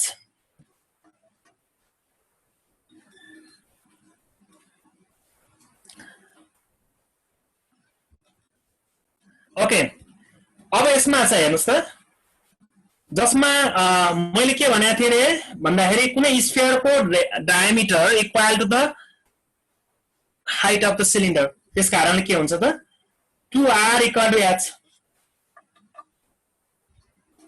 अब के आयो त 1/3 पाई r स्क्वायर अनि h को ठाउँमा के आयो त 2r दैट इज के आयो त 1/3 पाई r क्यूब सरी 2/3 पाई r क्यूब हामीले फर्मुला यही पढाएका त छौं अब भोल्युम अफ स्फियर इक्वल के आयो त्यसमा 2 ले मल्टिपल गर्दिनु पर्यो 2/3 पाई r cube that is 2 times कति भयो 4/3 पाई r क्यूब यही पढाएका त हौं ओके अब यसरी नै मैले अर्को एउटा लजिकल पार्ट भनेको थिएँ विद्यार्थीलाई जस्तो एउटा सिलिन्डर छ, सरी एउटा स्फियर छ, स्फियर छ। यो स्फियरलाई चाहिँ यो चाहिँ हामीले मैले चिल्लो लिएको छु, तर तपाईले चाहिँ हजुरहरूले अहिले लकडाउनको बेला छ, तपाईले यदि घरमा चाहिँ तपाईसँग चाहिँ यो क्रिकेट बल हुन्छ नि, क्रिकेट बल छ भने चाहिँ त्यो मिल्छ। तपाईँ क्रिकेट बल छ भने तपाईले के गर्नुस् भन्दाखेरि एउटा धागो अलि ठिकै मसिनो, साह्रै मोटो धागो नबनाउनुस्, मसिनो धागोलाई त्यो क्रिकेट बलले के गर्दै जानुहोस्, बेर्दै, यो चिप्लो छ, अहिले मैले हजुरलाई देखाउन सक्दिनँ, यो लजिकल पार्ट भनेको छ हजुरहरूलाई पनि मैले। यसलाई बेर्दै बेर्दै स्पेसलाई थोरै थोरै थोरै स्पेस नराखिकन मिलाएर बेर्दै बेर्दै बेर्दै पुरै बेर्ने धागोले, यो धागोले पुरै बेर्ने। यो प्र्याक्टिकली तपाईँले उमा गर्नु होला, क्रिकेट बल चाहिँ अलिकति मिल्छ त्यो क्रिकेट बलमा चाहिँ। ओके, त्यस पछाडि बेर्ने र त्यसलाई त्यो धागोलाई ल्याएर चाहिँ तपाईँले चाहिँ पिन, एउटा प्लेन सर्फेसमा एउटा पिन गाड्नुहोस्। त पिन गाडेर चाहिँ त्यो पिनलाई फेरि के गर्नुहोस् भन्दा धागोले के गरिदिनुहोस् भन्दाखेरि बेर्दै बेर्दै बेर्दै सर्कल बनाउनुहोस्, बेर्दै बेर्दै बेर्दै सर्कल बनाउनुहोस् क्या, त्यो धागोले बेर्दै बेर्दै। लजिकल पार्ट है हजुरहरूसँग सबै, सर्कल बनाउनुहोस्, एउटा सर्कुलर सेपमा लैजानुहोस्। लैजानु भयो भने जहिले पनि यो स्फियरको हाइट अर्थात् डायमिटर अर्थात् यसको रेडियस भनौँ, हाफ अफ द हाइट और half of the diameter radius. यो स्फियरको रेडियस भन्दा यो प्लेन सर्फेसमा बनाएको त्यो धागोले बनाएको रेडियस जहिले पनि डबल रेडियसको के बन्छ, सर्कल बन्छ स्फियरबाट। यो प्रयोग गरेर मैले चाहिँ उमा हेरेको थिएँ, तर त्यो उसमा चाहिँ मैले क्रिकेट बल हराइछु, त्यसकारण मैले चाहिँ तपाईलाई त्यो देखाउन सकेको छैन। जसमा चाहिँ के आयो त भन्दाखेरि स्फियरको हेर्नुस् त, एरिया अफ सर्कल इक्वल के आयो त पाई आर स्क्वायर, जसमा चाहिँ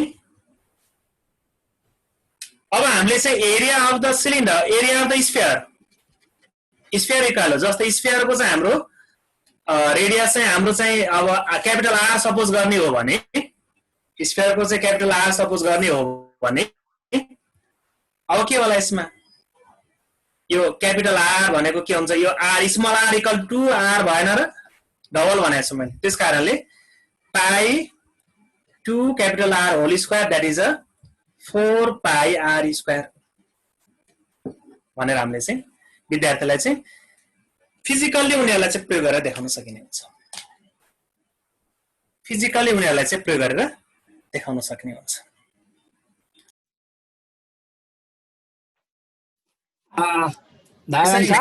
हजुर सर, कति समय लाग्छ अब? 5 मिनट सर। ए ल, हस् हस्, हाम्रो अध्यक्षजी पनि आइपुग्नु भयो। ल जाउँ सर, जाउँ। हुन्छ सर, हुन्छ। अलिकति यहाँ मैले एउटा अब्जेक्ट देखाउन खोज्दैछु, त्यसपछि हजुरहरूलाई म अन्त्य गर्दैछु यता। सबै सक्नु सर, अब हाम्रो हुन्छ। हुन्छ सर, हुन्छ सर, हुन्छ सर। म यहाँ अलिक त समय लाग्यो सर, पर्खिनुहोस् है एकछिन है सर।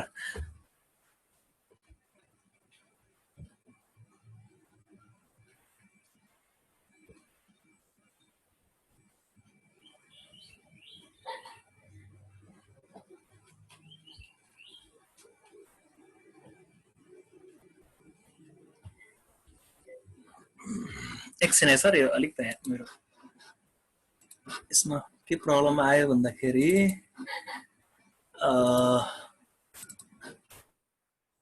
एकछिन है सर।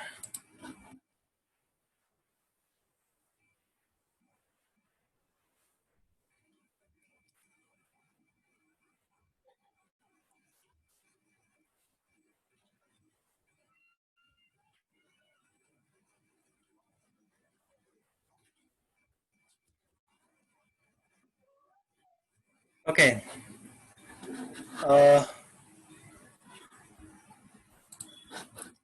मैले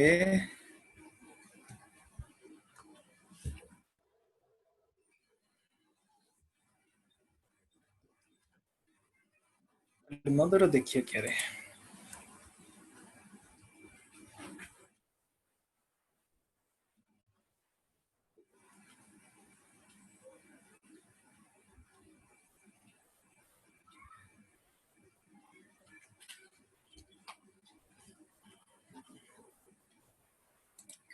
ओके, अन्त्यमा म तपाईँलाई एउटा सेयर गर्न मन लाग्यो।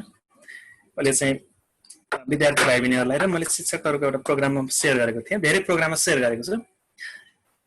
मेरो एउटा कन्क्लुजन छ जसमा त्यो कन्क्लुजन तपाईँलाई देखाउँदैछु। जस्तै एउटा भाँडो छ, यसमा चाहिँ मैले बिर्को लगाएको छु। यो बिर्को लगाएँ मैले, बिर्को लगाएर मैले के गरेँ भन्दाखेरि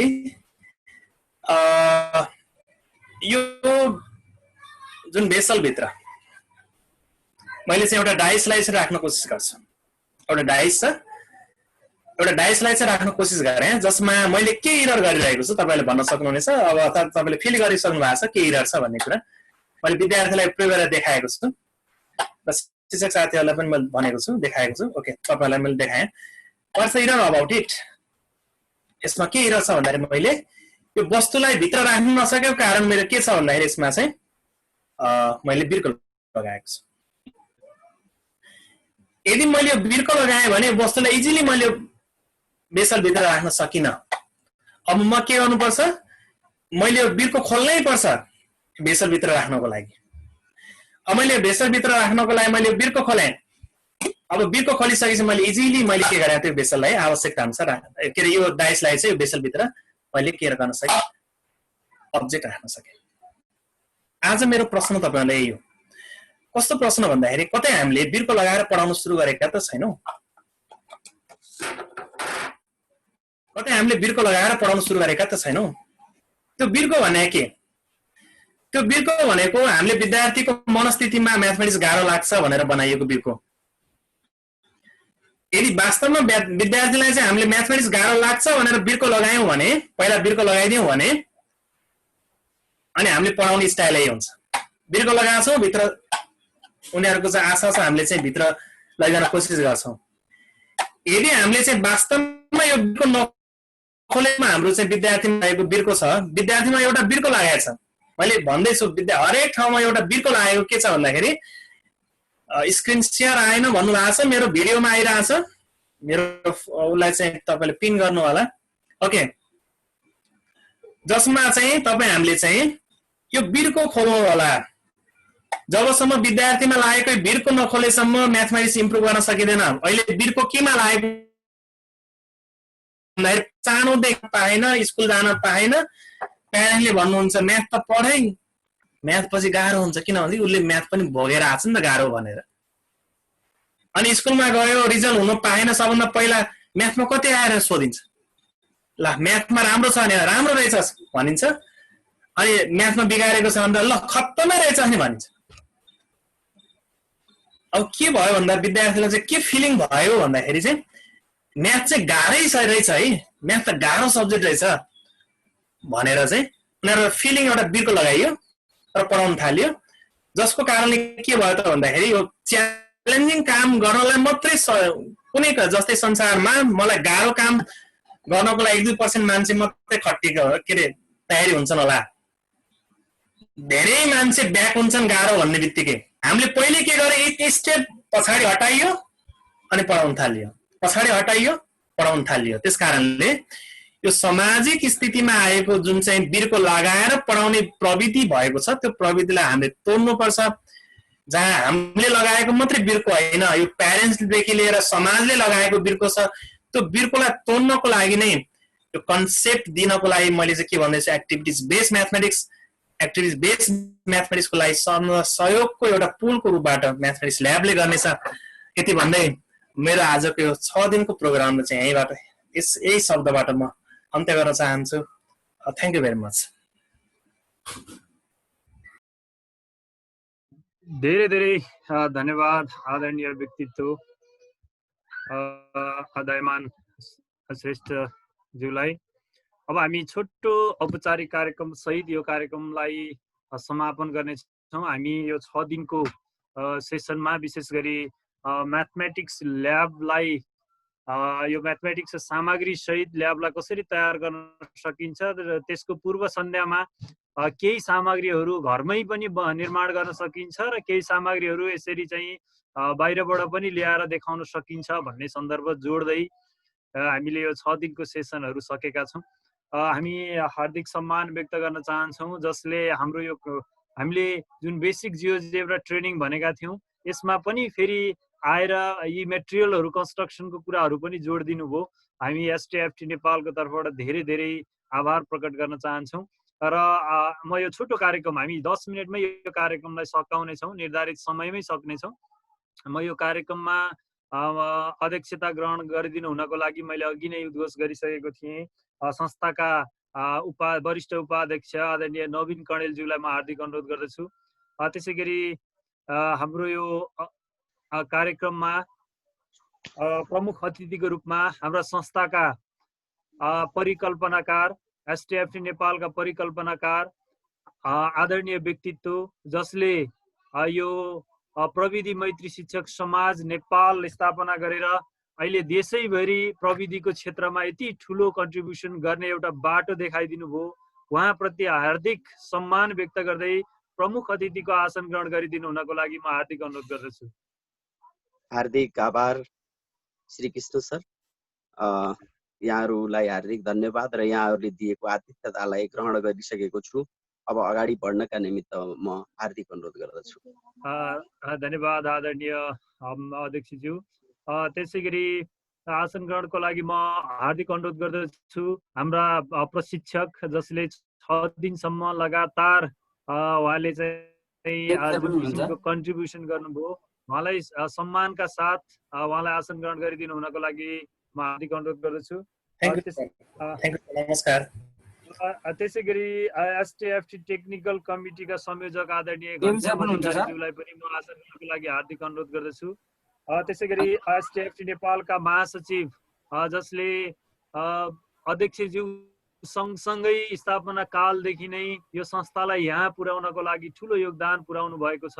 उहाँ म्याथमेटिक्सकै टिचर पनि हुनुहुन्छ र उहाँलाई पनि आसन ग्रहणको लागि म सम्मानका साथ आसन ग्रहण गरिदिनु हुनको लागि म हार्दिक अनुरोध गर्दछु।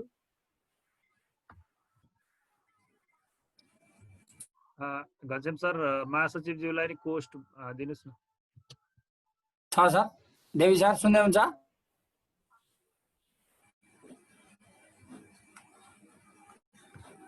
मैले यो कार्यक्रमलाई एकदमै छोटो रूपमा लाने, हामी औपचारिकतालाई धेरै नलाने भनेर मैले सम्पूर्णलाई एकमुष्ट सम्बोधन गर्न चाहे।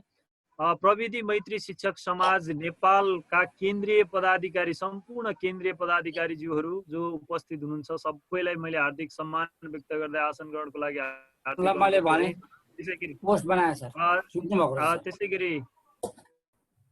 त्यसै गरी एसटिएफटी टेक्निकल कमिटीका केन्द्रदेखि प्रदेश हुँदै जिल्ला तहसम्मका सम्पूर्ण आदरणीय सर म्यामहरूलाई, पदाधिकारीज्यूहरूलाई पनि एकमुष्ट आसन ग्रहण गर्नको लागि हार्दिक अनुरोध गरेँ। त्यसै गरी म्याथमेटिक्स लर्निङ ग्रुपमा चलाउनको लागि यति ठुलो कन्ट्रिब्युसन गर्नुहुने त्यहाँ आबद्ध सम्पूर्ण आदरणीय गुरुहरूलाई, आदरणीय सरहरूलाई पनि, सर म्यामहरूलाई पनि म एकमुष्ट सम्बोधन गर्दै आसन ग्रहणको लागि हार्दिक अनुरोध गर्दछु। त्यसै गरी सहभागी हुनुहुने सम्पूर्ण आदरणीय सर म्यामहरूलाई पनि म आसन ग्रहणको लागि हार्दिक अनुरोध गर्दै अब हामी यसलाई मैले अघि नै उद्घोष गरेँ, एकदम छोटो रूपमा लान्छौँ। त्यसैले आफ्ना महत्त्वपूर्ण भनाइहरू राखिदिनु हुनको लागि र प्रशिक्षक लगायत सम्पूर्णलाई धन्यवाद प्रदान गरिदिनु हुनको लागि म संस्थाका महासचिव आदरणीय व्यक्तित्व देवी प्रसाद शर्माज्यूलाई म हार्दिक अनुरोध गर्दछु।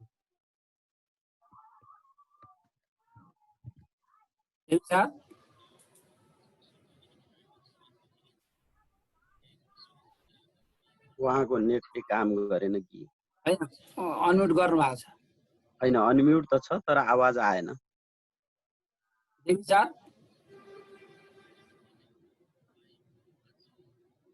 उहाँको नेटले काम गरेन कि जस्तो छ। बिहानैदेखि यतातिर इलेक्ट्रिक प्रब्लम छ भइरहेको छ। हजुर सर, नमस्कार है। मेरो नेटले एकदमै डिस्टर्ब गरिरहेको छ। सुन्नु भएको छ? अनि मलाई बोल्न दिनुभएको?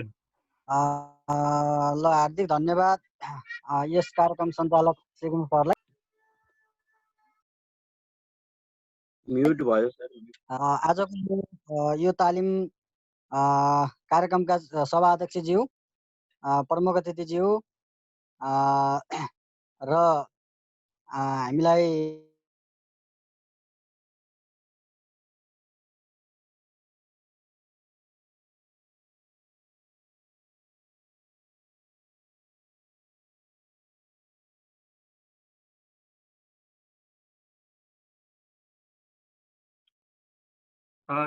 सुनिएको छ र? छैन सर, छैन, आवाज आएन सर। के गरौँ अध्यक्षज्यू, अगाडि बढाउँ कि जस्तो लाग्यो है? उहाँकोमा प्रब्लम आयो। पछि आउनु भयो भने दिउँला नि।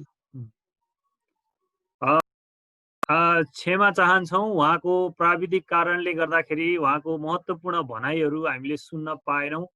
त्यसको लागि हामी क्षमा प्रार्थी छौँ। त्यसै गरी महत्त्वपूर्ण भनाइहरू राखिदिनु हुनको लागि म यो विशेष गरी यो कोभिड-19 को समयमा यो प्रविधिलाई अगाडि बढाउनु पर्छ भनेर टेक्निकल रूपमा यो अभियानलाई चाहिँ मूर्त रूप दिनको लागि यो अभियानलाई मूर्त रूप दिनलाई ठुलो कन्ट्रिब्युसन गर्नुभएका, जसले यो प्रविधि मैत्री शिक्षक समाजको टेक्निकल कमिटीको पनि नेतृत्व गरिरहनु भएको छ, आदरणीय व्यक्तित्व घनश्याम अधिकारीज्यूलाई महत्त्वपूर्ण भनाइको लागि म हार्दिक अनुरोध गर्दछु।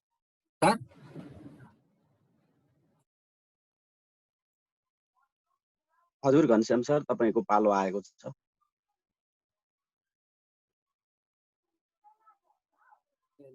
ल ल ल सर, शिव सर यहीबाट सुनाइदिँदै हुन्छ ल? सर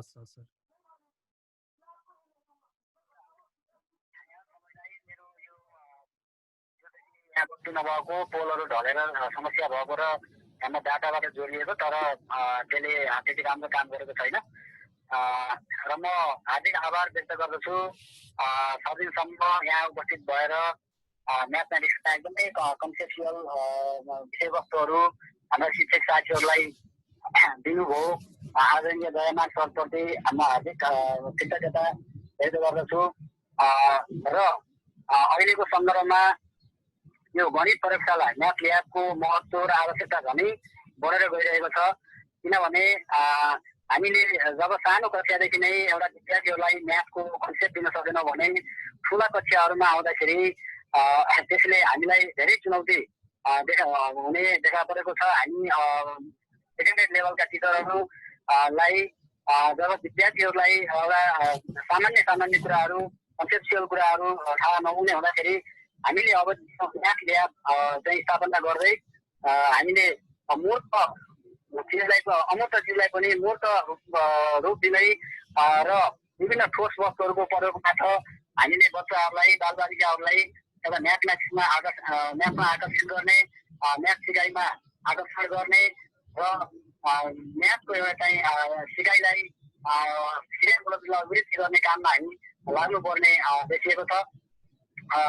यो 6 दिनसम्म रहेर यहाँले जुन कुरा सिकाउनु भयो, हाम्रा शिक्षक साथीहरूले पक्कै पनि यहाँबाट धेरै कुराहरू सिक्नु भएको छ। मैले पनि धेरै चाहिँ सिक्ने मौका पाएँ। यसको लागि पुनः म दयामान सरलाई हार्दिक आभार व्यक्त गर्दछु र मैले मेरो यो छोटो भनाइ अन्त्य गर्दछु। धन्यवाद, नमस्कार। धन्यवाद आदरणीय महासचिवज्यूलाई। त्यसै गरी आफ्ना महत्त्वपूर्ण भनाइहरू राखिदिनु हुनको लागि एसटिएफटी नेपाल प्राविधिक समितिका संयोजक आदरणीय घनश्याम अधिकारीज्यूलाई म हार्दिक अनुरोध गर्दछु। हवस् सर, धेरै धेरै धन्यवाद श्री कृष्ण सर। यस कार्यक्रमका अध्यक्षज्यू, हाम्रा प्रमुख अतिथि आदरणीय अध्यक्ष बस्यालज्यू, हाम्रो संस्थाका महासचिवज्यू, अन्य केन्द्रीय समितिका पदाधिकारीज्यूहरू, त्यस्तै गरेर प्राविधिक समितिका पदाधिकारीज्यूहरू र देशैभरिबाट पाल्नुभएका गणितज्ञ गुरु गुरुआमाहरू, हामीलाई 6 दिनसम्म सहजीकरण गरेर हामीलाई ज्ञानको अपार भण्डार प्रदान गर्नुहुने आदरणीय गुरु दयामान सर सम्पूर्णमा हार्दिक हार्दिक नमस्कार भन्न चाहन्छु। वास्तवमा हामीहरूले यो एउटा सानो प्रयास हो सर। सम्पूर्ण सरहरूलाई हाम्रो दयामान सरले जुन लो कस्ट नो कस्टबाट पनि कक्षा कोठामा कसरी सामग्रीहरू बनाउन सकिन्छ, विशेष गरेर कागजको माध्यमबाट सामग्री निर्माण गर्ने अन्य टेक्निकको बारेमा सरले साह्रै सहज ढङ्गले र साह्रै सरल तरिकाबाट प्रश्न बनाउनु भयो। मलाई लाग्छ धेरै हामी सरहरूलाई यसले एउटा उत्प्रेरणाको स्रोत बन्न सक्छ। हामी घरमै बसेर पनि अब प्र्याक्टिस गर्यौँ भने भोलि कक्षा कोठामा ठोस सामग्रीबाट पनि प्रयोग गर्न सकिन्छ। हाम्रो यो लर्निङ सिस्टममा के हुन्छ भने सर, यो VAK भन्छ, जबसम्म विद्यार्थीहरूले आफै गरेर बुझ्दैनन् तबसम्म उनीहरू जान्दैनन्।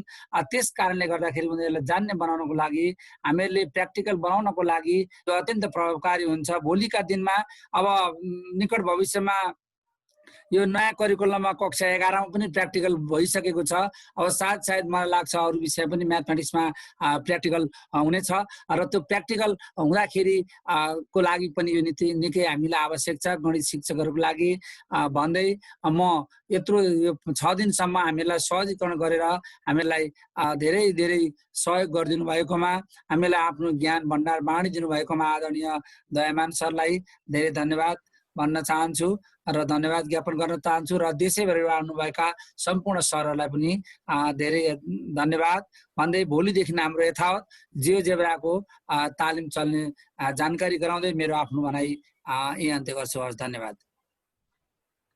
हस्, आदरणीय घनश्याम अधिकारीज्यूलाई अब हामी हाम्रा प्रशिक्षक आदरणीय व्यक्तित्व दयामान श्रेष्ठज्यूलाई सम्मान गर्ने कार्यक्रम रहेको छ। म आजका प्रमुख अतिथिज्यूलाई यो सम्मान पत्र पढेर उहाँलाई सम्मान गरिदिनु हुनको लागि म हार्दिक अनुरोध गर्दछु र यसलाई ग्रहण गरिदिनु हुनको लागि हाम्रा प्रशिक्षक आदरणीय व्यक्तित्व दयामान श्रेष्ठज्यूलाई म हार्दिक अनुरोध गर्दछु। भूपति बस्याल सर। धन्यवाद श्री कृष्ण सर। यो सम्मानित गर्न पाउँदा हामीलाई खुसी लागेको छ। प्रविधि मैत्री शिक्षक समाज Nepal, society of technology friendly teachers Nepal, इस्ता 2075 कदर पत्र। यस प्रविधि मैत्री शिक्षक समाज नेपाल केन्द्रीय प्राविधिक समिति अन्तर्गत गणित विषय शिक्षक समूहद्वारा सञ्चालित विषयगत तालिममा गणित विषय सम्बन्धी महत्त्वपूर्ण प्रशिक्षणहरू गर्नुभएकोमा AIM म्याथ कलङ्की काठमाडौँका गणित प्रयोगशाला प्रमुख एवं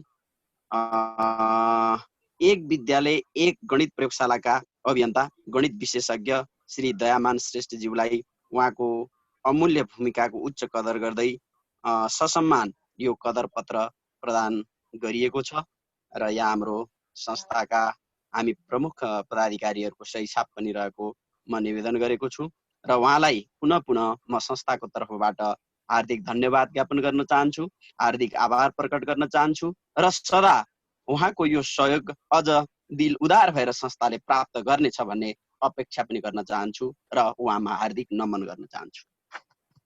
thank you sir, thank you sir, thank you very much sir, thank you very much. हस्, धन्यवाद प्रमुख अतिथिज्यूलाई। अब हामीले उहाँलाई यो डिजिटलै सम्मान गरेका छौँ। अहिले यो प्रविधिको समय, यो समयमा वास्तवमा अब हामी भौतिक रूपमा उपस्थित हुन नसके पनि हामी आत्मिक रूपमा नजिक छौँ भन्ने कुराहरू राख्दै म यसलाई सरको मेलमा मैले तुरुन्तै मेल गरिदिने छु भन्ने कुराहरू पनि मैले यहाँ राख्न चाहन्छु र अब आफ्ना महत्त्वपूर्ण यो 6 दिनको जुन प्रशिक्षणको भूमिका गर्नुभयो त्यसमा लागेका कुराहरू र आफ्ना अभियानका कुराहरूलाई जोड्दै र STFT र दयामान श्रेष्ठ को सम्बन्धलाई पनि जोड्दै आफ्ना महत्त्वपूर्ण भनाइहरू राखिदिनु हुनको लागि म सम्मानित व्यक्तित्व आदरणीय दयामान श्रेष्ठज्यूलाई हार्दिक अनुरोध गर्दछु। Thank you sir, thank you sir. यस जुन चाहिँ 6 दिनको प्रोग्राम मैले STFT मा दिँदै गर्दाको क्रममा चाहिँ मलाई के फिलिङ हुन्छ भन्दाखेरि STFT म आफै इन्भल्भ भएको संस्था जस्तो लाग्छ, जहाँ चाहिँ मैले सुरुको दिनमै भनेको थिएँ कति सुन्दर छ, कति नामै कति सुन्दर, कति त्यो नामै पर्याप्त छ, प्रविधि मैत्री शिक्षक समाज नेपाल भनेर राखिएको छ। कति सुन्दर नाम। त्यो सुन्दर नाम सँगसँगै तपाईँहरूले गर्नुभएको जुन कर्म पनि त्यस्तै प्रकारले अगाडि बढिरहेको छ, जसले नेपाली समाजलाई नै एउटा नमुनाको रूपबाट देखाइरहेको छ। यस संस्थासँग जोडेर मैले यस कार्यक्रममा हजुरहरूसँग जोडेर मैले आफूलाई आफ्नो कुनै म्याथमेटिक्सको कन्सेप्टलाई चाहिँ साथीहरूसँग सेयर गर्नु पाउँदा असाध्यै खुसी लागेको छ। जुन मेरो अभियानमा पनि तपाईँहरूलाई चाहिँ मैले जोड्न पाएँ त्यसको लागि असाध्यै खुसी लागेको छ। र मेरो खास अभियान भनेको मैले 3 वर्ष जति भयो यसको अभियानमा हिँडेको, जसमा अगाडि त्योभन्दा अगाडि चाहिँ म के थिएँ, मैले चाहिँ मास्टर डिग्रीसम्म पढाउँथेँ र पढाउने क्रममा चाहिँ मलाई फिलिङ भएको के भन्दाखेरि माथिल्लो क्लासमा पुग्दाखेरि नि त्यही सानो क्लासको कमजोरी देखिने। अनि बच्चा लेभलमा गएर हेर्यो भने विद्यार्थीको पनि के हुने भन्दाखेरि म्याथमेटिक्स चाहिँ असाध्यै विक भएर गएको देखेँ। अनि त्यस पछाडि मैले चाहिँ एउटा सोच बनाएर मलाई चाहिँ यो सेक्टरमा ल्याउनको लागि चाहिँ पहल गर्ने व्यक्तित्व हुनुहुन्छ हाम्रो शैक्षिक यात्री अर्जुन भट्ट। उहाँले चाहिँ मलाई आफैले डाकेर उहाँ र मैले चाहिँ धेरै वर्ष पहिला 15 वर्ष पहिला एउटै स्कुलमा पढाउँथ्यौँ। अनि उहाँले चाहिँ उहाँ त एउटा शैक्षिक अभियन्ता हुनुहुन्छ। अनि उहाँले पनि त्यस पछाडि मलाई चाहिँ 3 वर्ष अगाडि डाक्नुभयो, मलाई भेट्नुभयो। सर, हजुरको क्रिएटिभिटी जुन छ त्यो क्रिएटिभिटी चाहिँ नेपालमा लानु पर्यो सर, किन भन्दाखेरि तपाईँ यो नेपालको म्याथमेटिक्स असाध्यै बिग्रिँदै गयो सर, हजुरको जुन क्रिएटिभिटी छ त्यसलाई चाहिँ तपाईँले समाजमा लैजानु सर भने पछाडि उहाँको त्यो शब्दले नै मैले सबै थोक छोडेर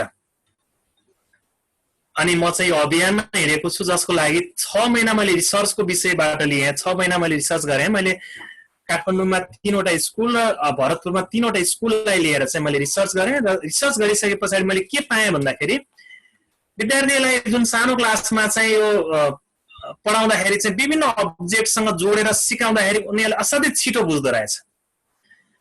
जब मेरो चाहना, म आफू पढ्दाखेरि त्यसै नै पढ्थेँ। म आफ्नो हाई स्कुल लेभलसम्म पढ्दाखेरि, माथिल्लो क्लाससम्म लेभलमा पढ्दाखेरि मैले चाहिँ खासै रियल अब्जेक्टसँग नै खेल्दै पढ्ने, म्याथमेटिक्सलाई चाहिँ डेली लाइफसँग कसरी जोड्ने, म्याथमेटिक्स भनेको केही पनि होइन जस्तो फिलिङ गरेर म पढ्ने पढाउने गर्थेँ। अनि त्यसै क्रममा चाहिँ अहिले आएर समाजमा यी कुरालाई बाँड्न पाउँदा असाध्यै खुसी लागेको छ, जसमा एसटिएफटीले पनि मेरो अभियानलाई चाहिँ सपोर्ट गर्नुभएको छ। असाध्यै खुसी लागेको छ।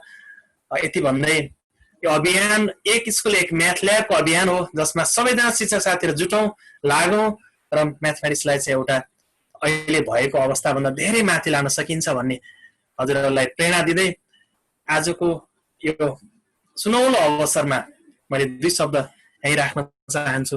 Thank you very much. धन्यवाद व्यक्त गर्न चाहन्छु। म आजका सम्मानित व्यक्तित्व आदरणीय दयामान श्रेष्ठज्यूलाई अब हामी महत्त्वपूर्ण क्षणमा छौँ। हाम्रो उद्घाटनको कार्यक्रम सँगसँगै यो बिचमा पनि केही समय मात्रै जोडिनु, उहाँको कार्यव्यस्तता कारण उहाँ धेरै ठाउँमा पुग्नुपर्ने र उहाँको स्वास्थ्य पनि अलिकति कमजोर भएको कारणले अहिले त्यति धेरै ठाउँमा इन्भल्भ हुन सक्नु भएको छैन। हाम्रो यो अभियान उहाँले देखाएको बाटो हामी सबैले त्यसलाई चाहिँ फलो गरेर गइरहेका छौँ। अब महत्त्वपूर्ण भनाइ राखिदिनु हुनको लागि म यस संस्थाका परिकल्पनाकार आदरणीय व्यक्तित्व भूपति बस्यालज्यूलाई म हार्दिक अनुरोध गर्दछु। धन्यवाद श्री कृष्ण आचार्य सर। यस महत्त्वपूर्ण कार्यक्रमको अध्यक्षता गर्नुभएका अध्यक्षज्यू, जो संस्थाको वरिष्ठ उपाध्यक्ष पनि हुनुहुन्छ, यो कार्यक्रमको सञ्चालक हाम्रो प्रविधि मैत्री शिक्षक समाजको केन्द्रीय प्राविधिक समितिकै सदस्य हुनुहुन्छ श्री कृष्ण आचार्य सर, जसको प्राविधिक सहयोग हामीले हर कार्यक्रममा प्राप्त गरेका छौँ। अनि त्यस्तै हाम्रो यो कार्यक्रमलाई म्यानेजमेन्ट गर्ने र यो कार्यक्रमलाई यहाँसम्म ल्याइ पुर्याउने विभिन्न कठिनाइहरूका बावजुद हाम्रो प्राविधिक समितिका संयोजकज्यू लगायत संस्थाका उच्च पदस्थ व्यक्तित्वहरू जो यहाँ उपस्थित हुनुहुन्छ र हाम्रो संस्थाका सम्पूर्ण केन्द्र, प्रदेश, जिल्ला लगायत सम्पूर्ण पदाधिकारीज्यूहरू र सक्रिय सदस्यज्यूहरू, यो कार्यक्रमबाट लाभान्वित हुनुभएका आदरणीय गुरु गुरुआमाहरू र म यो कार्यक्रममा सहजीकरण गरिदिनु हुने हाम्रा अत्यन्तै विशिष्ट व्यक्तित्व दयामान श्रेष्ठ सर। समय कम छ र सरले भनिहाल्नुभयो, उता हाम्रो साहित्यिक चाहिँ वाचनको कार्यक्रममा थिएँ, म छोडेर यता आउनुपर्ने स्थिति आयो। सरले बोलाउनु भयो, फेरि नआइदियो भने पनि मनले नमान्ने, तसर्थ म धेरै बोल्न सकिराखेको पनि छैन। र एउटा मान्यता ममा अहिले के धारणा विकास भएको छ भने हामी बोल्नुभन्दा गरेर देखाउनुपर्छ। हामी सबैले यो बानी सिक्नुपर्छ। र यो प्रविधि मैत्री शिक्षक समाजमा अब बोलिरहनु आवश्यक छैन। हाम्रा प्राविधिक साथीहरूको यो सिप र क्षमताले हाम्रो यो कार्यक्रम यति प्रभावित भइरहेको छ, मसँग यो वर्णन गर्ने शब्द नै छैन। मैले त्यो एउटा बाटो देखाएँ, त्यो बाटो देखाउने एउटा अभाग्य मलाई प्राप्त भयो। म नगरेको भए अरू कोही कसैले नै गर्थ्यो, यो रोकिँदैन थियो। तसर्थ त्यो सौभाग्य मलाई प्राप्त भयो र म खुसी छु। र अर्कोतिरबाट म जति खुसी छु अहिले म माथि उति नै चुनौती थपिएको छ। संस्था अत्यन्तै ठुलो भएको छ। हाम्रा सदस्यहरू अनलाइनबाट पनि थपिरहनु भएको छ। उहाँहरू सबैलाई कसरी सम्मान गर्ने र कसरी उचित व्यवस्थापन गर्ने, यो संस्थालाई अझ कसरी अगाडि बढाउने भन्ने कुरा म आफूलाई त्यो चिन्ताले पनि सताएको छ। खुसी भन्दा ज्यादा चिन्ता छ।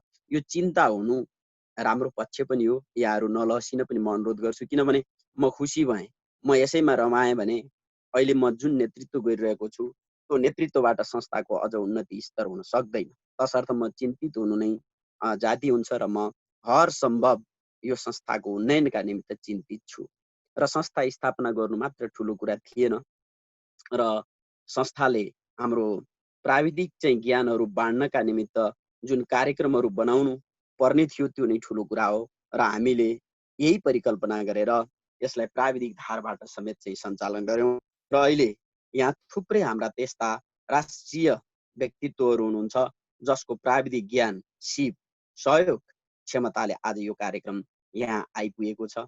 यहाँहरूले देखिसक्नु भएको छ यही कार्यक्रममा जोडिएका हाम्रा चाहिँ अब घनश्याम अधिकारी सर, श्रीकृष्ण आचार्य सर, अनि हाम्रो साइन्स म्याथकै चाहिँ सहयोगी संविधान लामिछाने सर लगायत हाम्रो सम्पूर्ण थुप्रै प्रशिक्षकहरू, मैले अहिले यहाँ केही नाम लिएँ, म क्षमा चाहन्छु। हाम्रा थुप्रै सयौं, अब हामीले त्यो सयौं होइन हजारौं व्यक्तित्वहरू जन्माइसकेका छौँ। र खुसी के लागेको छ भने हामीले यो प्रशिक्षण सञ्चालन गरिसकेपछि हाम्रै कक्षाबाट सिकेर, हामीले दिएकै प्रशिक्षण सिकेर साथीहरूले विभिन्न ठाउँहरूमा चाहिँ विभिन्न नगरपालिकाहरूद्वारा, गाउँपालिकाहरूद्वारा, प्रदेश सरकार, स्थानीय सरकारहरूद्वारा आयोजना गरिएका कार्यक्रममा सहजीकरण गर्न थाल्नु भएको छ। यो सबभन्दा खुसीको कुरा हो। हामीले अब सिकाउने र हाम्रा सहभागीहरूले सिक्ने क्षमताको विकास भयो कि भएन भनेर एउटा मापदण्ड पनि बनाउन जरुरी छ। आगामी दिनमा हामी त्यो दिशामा पनि जानेछौँ। यो त भयो मैले समग्र कुरा गरेँ। जुन गणित विषय शिक्षकको रूपमा हामी जति क्रियाशील छौँ, म पनि आफै 25 वर्ष माध्यमिक स्तरमा गणित शिक्षण गरेको अनुभव छ।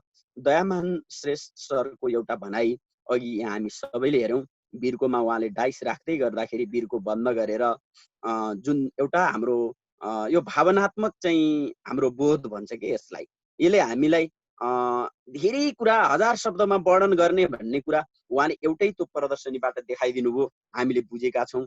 र हामी म्याथ शिक्षकहरूमाथि यो चुनौती पनि छ र विशेष गरेर हामी आत्तिनु पर्ने छैन। अब हामीसँग यस्ता सहयोग र प्रविधिहरू आइसकेका छन्। हामी सिक्न खोज्यौँ र हामी त्यसमा चाहना राख्यौँ भने यो विषय अध्यापनमा हामी अब सफलता प्राप्त गर्न सक्छौँ।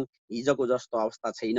हाम्रा थुप्रै सहयोगी सङ्घ संस्थाहरू र एवं हाम्रो प्रविधि मैत्री शिक्षक समाजले पनि विशेष गरेर विज्ञान गणित विषयलाई अझ बढी जोड दिएर अगाडि बढाइरहेको छ। किनभने हाम्रा अन्य सबैतिरका विषयका तालिमहरू समापन हुँदाखेरि गणितलाई अझ हामीले एकछिन हेरौँ भनेर यो जियोजेब्रा लगायत अरू किसिमका चाहिँ कार्यक्रमहरू जुन भइरहेका छन्, यहाँसम्म आइरहेका छन्।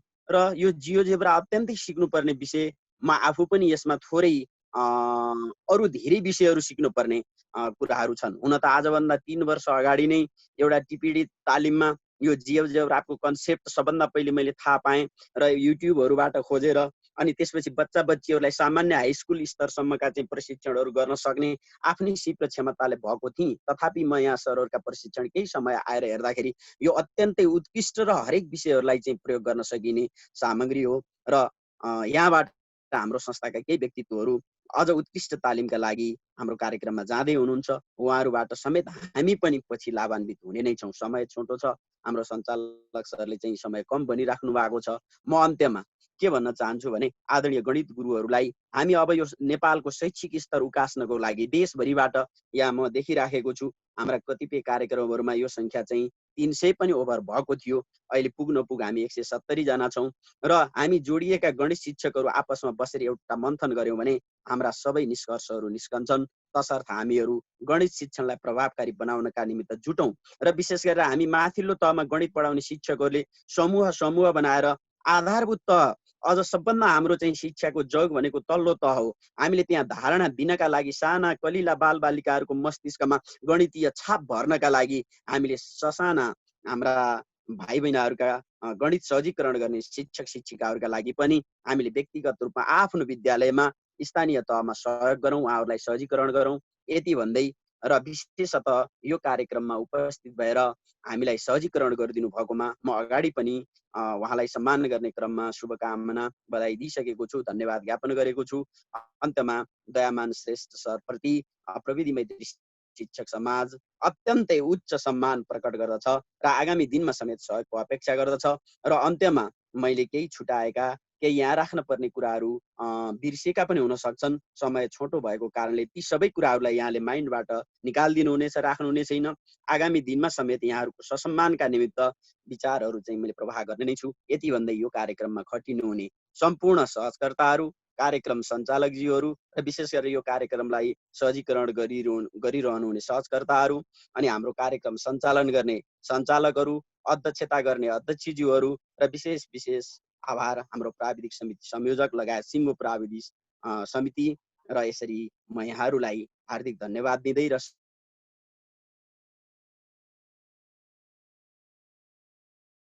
विधि मैत्री शिक्षक समाज नेपाल।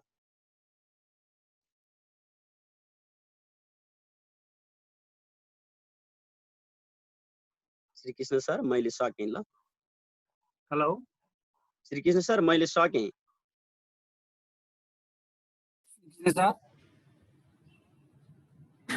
श्रीकृष्ण सर हुनुहुन्न, सुन्नु हो गयो क्या सर? हार्दिक धन्यवाद अध्यक्षज्यू।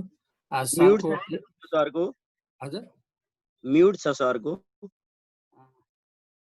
श्रीकृष्ण सर हजुर म्युट हुनुहुन्छ।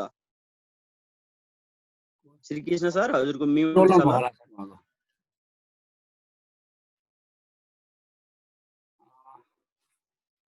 उहाँको गएछ, आउनुहुन्छ होला। धेरै धेरै धन्यवाद।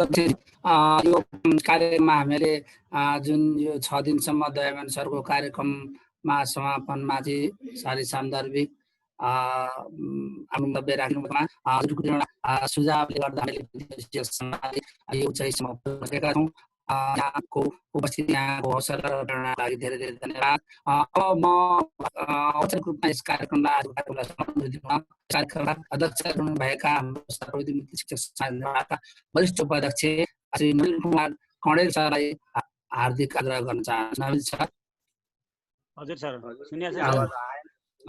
सर सुनिएको छ? मलाई सुनिरहेको छु सर, राम्रो सुनिरहेको छु। धन्यवाद आदरणीय घनश्याम सर, प्रविधि मैत्री शिक्षक समाजको केन्द्रीय प्राविधिक समितिको संयोजक हुनुहुन्छ। उहाँले यो तालिम कोअर्डिनेसन उहाँकै अगुवाईमा भइरहेको छ। आजको यस कार्यक्रम हाम्रो यो समापन कार्यक्रम नभइकन हाम्रो 6 दिनको लागि हाम्रो अनुरोधलाई स्वीकार गरी 6 दिनसम्म आफूले जानेका नलेजहरू अथवा रियल अब्जेक्टिभबाट विद्यार्थीहरूलाई म्याथमेटिक्स सरको आवाज मैले नसुनिया हो कि सबैले सुनिएको छैन क्रममा आफ्नो अभियानमा one math one lab, one school one math lab concept सहित हाम्रो निमन्त्रणलाई स्वीकार गरेर 6 दिनसम्म आई हाम्रो कार्यक्रममा सहजीकरण गरिदिनु भएका दयामान सरलाई आज हाम्रो 6औं दिन अथवा उहाँको कार्यक्रम अथवा हाम्रो निर्धारित कार्यक्रम सकिएकोले उहाँको विदाई यो हाम्रो यो सेसनको कार्यक्रमबाट विदाई गर्ने कार्यक्रमका प्रमुख अतिथि संस्थाका अध्यक्षज्यू दयामान सुन्या छैन सर? हजुरकोमा केही प्रब्लम होला सर? त्यसै गरी यो कार्यक्रमलाई होस्टिङ गरेर कार्यक्रमलाई संयोजन गर्ने सञ्चालन गर्नको लागि खटिरहनुभएका आदरणीय श्रीकृष्ण सर, भेगलाल सर लगायत संस्थाका सम्पूर्ण रोस्टर साथीहरू, होस्टिङ गर्ने आदरणीय सरहरू, त्यसै गरी आजको यस कार्यक्रममा उपस्थित आदरणीय सम्पूर्ण गुरु गुरुआमाहरू, यो जुन यो विद्यार्थीहरूलाई कन्सेप्ट दिनको लागि आवश्यक पर्ने जियोजेब्रा डाइनामिक सफ्टवेयर को कन्सेप्ट धेरै सरहरूले दिन आवश्यक ठानिएकोले यो तालिम कार्यशालालाई हामीले सुरुवात गऱ्यौँ। यससँगै हामीले जियोजेब्राबाट मात्र होइन प्रविधिबाट मात्र होइन रियल अब्जेक्टबाट पनि विद्यार्थीलाई कन्सेप्ट दिनुपर्छ र स्थानीय सामग्रीहरूको प्रयोग गरेर पनि गणितको धारणा दिन सकिन्छ भन्ने उद्देश्यका साथ रियल मेटेरियलहरू सोलिड फिगरहरूको माध्यमबाट म्याथमेटिकल कन्सेप्ट कसरी दिने भन्ने क्रममा सहजीकरण गर्नको लागि आदरणीय दयामान सरलाई हामीले आमन्त्रण गऱ्यौँ। सरले आएर 1 हप्तासम्म आफूले समय दिएर दिनौँ आफ्नो महत्त्वपूर्ण समय दिएर यहाँ सहजीकरण गर्नुभएको छ। उहाँलाई संस्थाको तर्फबाट र मेरो व्यक्तिगत तर्फबाट पनि हार्दिक आभार व्यक्त गर्न चाहन्छु र सम्पूर्ण आदरणीय सर म्यामहरूलाई हाम्रो यो कार्यक्रम आज नसकिकन निरन्तर रूपमा चलिरहने र बाँकी रहेको जियोजेब्राको कन्सेप्सुअल कुराहरू हामी कहाँसम्म पुगेका छौँ त्यहाँबाट भोलिबाट यो निरन्तर रूपमा अगाडि बढ्नेछ र हामीले अर्को हप्ता सायद अर्को शनिबार भनेका छौँ। केही प्राविधिक समस्या भएन भने हामीले शैक्षिक सामग्री अहिलेसम्म सिकेका सामग्रीहरूको एक्जिबिसन राख्ने र त्यहाँ वरिष्ठ अथवा पाठ्यक्रम विकास केन्द्रदेखि लिएर नेपाल सरकारका गणितसँग सम्बन्धित विशिष्ट व्यक्तिहरूलाई समेत आमन्त्रण गरेर हामीले त्यो कार्यक्रम राख्ने पनि योजना बनाएका छौँ। त्यसकारण यसबाट सिकाइ भएका यसबाट तपाईहरूले सिक्नुभएका कुराहरूलाई एउटा राखेर अथवा त्यसमा सेयर गर्न सक्नुहुनेछ। आफ्नो सिकाइ के भयो त तपाईँको सिकाइ अनुभवहरू त्यो कार्यक्रममा हजुरहरूले प्रदर्शन गर्न देखाउन सक्नुहुनेछ भन्ने कुराहरू पनि म राख्न चाहन्छु र सक्रिय रूपमा आफूले जानेका कुराहरू अब स्कुल खोल्दा बित्तिकै स्कुलसम्म पुग्ने र प्रविधि मैत्री शिक्षक समाजले हामीलाई यो अवसर दियो र हामीले यो कुराहरू सिक्यौँ। यो कार्यक्रमबाट यी कुराहरू हामीले सिक्यौँ। हामी पहिलेको म र अब पछाडि अब यो ट्रेनिङ सेसन पछिको ममा केही कुराहरू चेन्ज आयो र यो चेन्ज गर्नमा यो एसटिएफटीले को भूमिका रह्यो भन्ने कुराहरूको बोध यहाँहरूलाई हुनेछ भन्ने कुराहरू राख्दै आजको यो सेसन अब धेरै ढिला पनि भइसकेको छ। हाम्रो 5 बजिसकेको छ। मौसम पनि एकदम प्रतिकूल छ। यहाँ पनि मौसमको कारणले गर्दा म धेरैचोटि डिस्कनेक्ट पनि हुन पुगेँ आजको कार्यक्रममा। तसर्थ सम्पूर्ण आदरणीय सरहरूलाई फेरि पुनः म संस्थाको तर्फबाट र व्यक्तिको तर्फबाट हार्दिक नमन गर्दै पुनश्च हाम्रो आग्रहलाई सहस्र स्वीकार गरी यो लामो समयसम्म आएर सहजीकरण हाम्रो कार्यक्रममा आएर सहजीकरण गरिदिनु हो। फेरिका दिनहरूमा पनि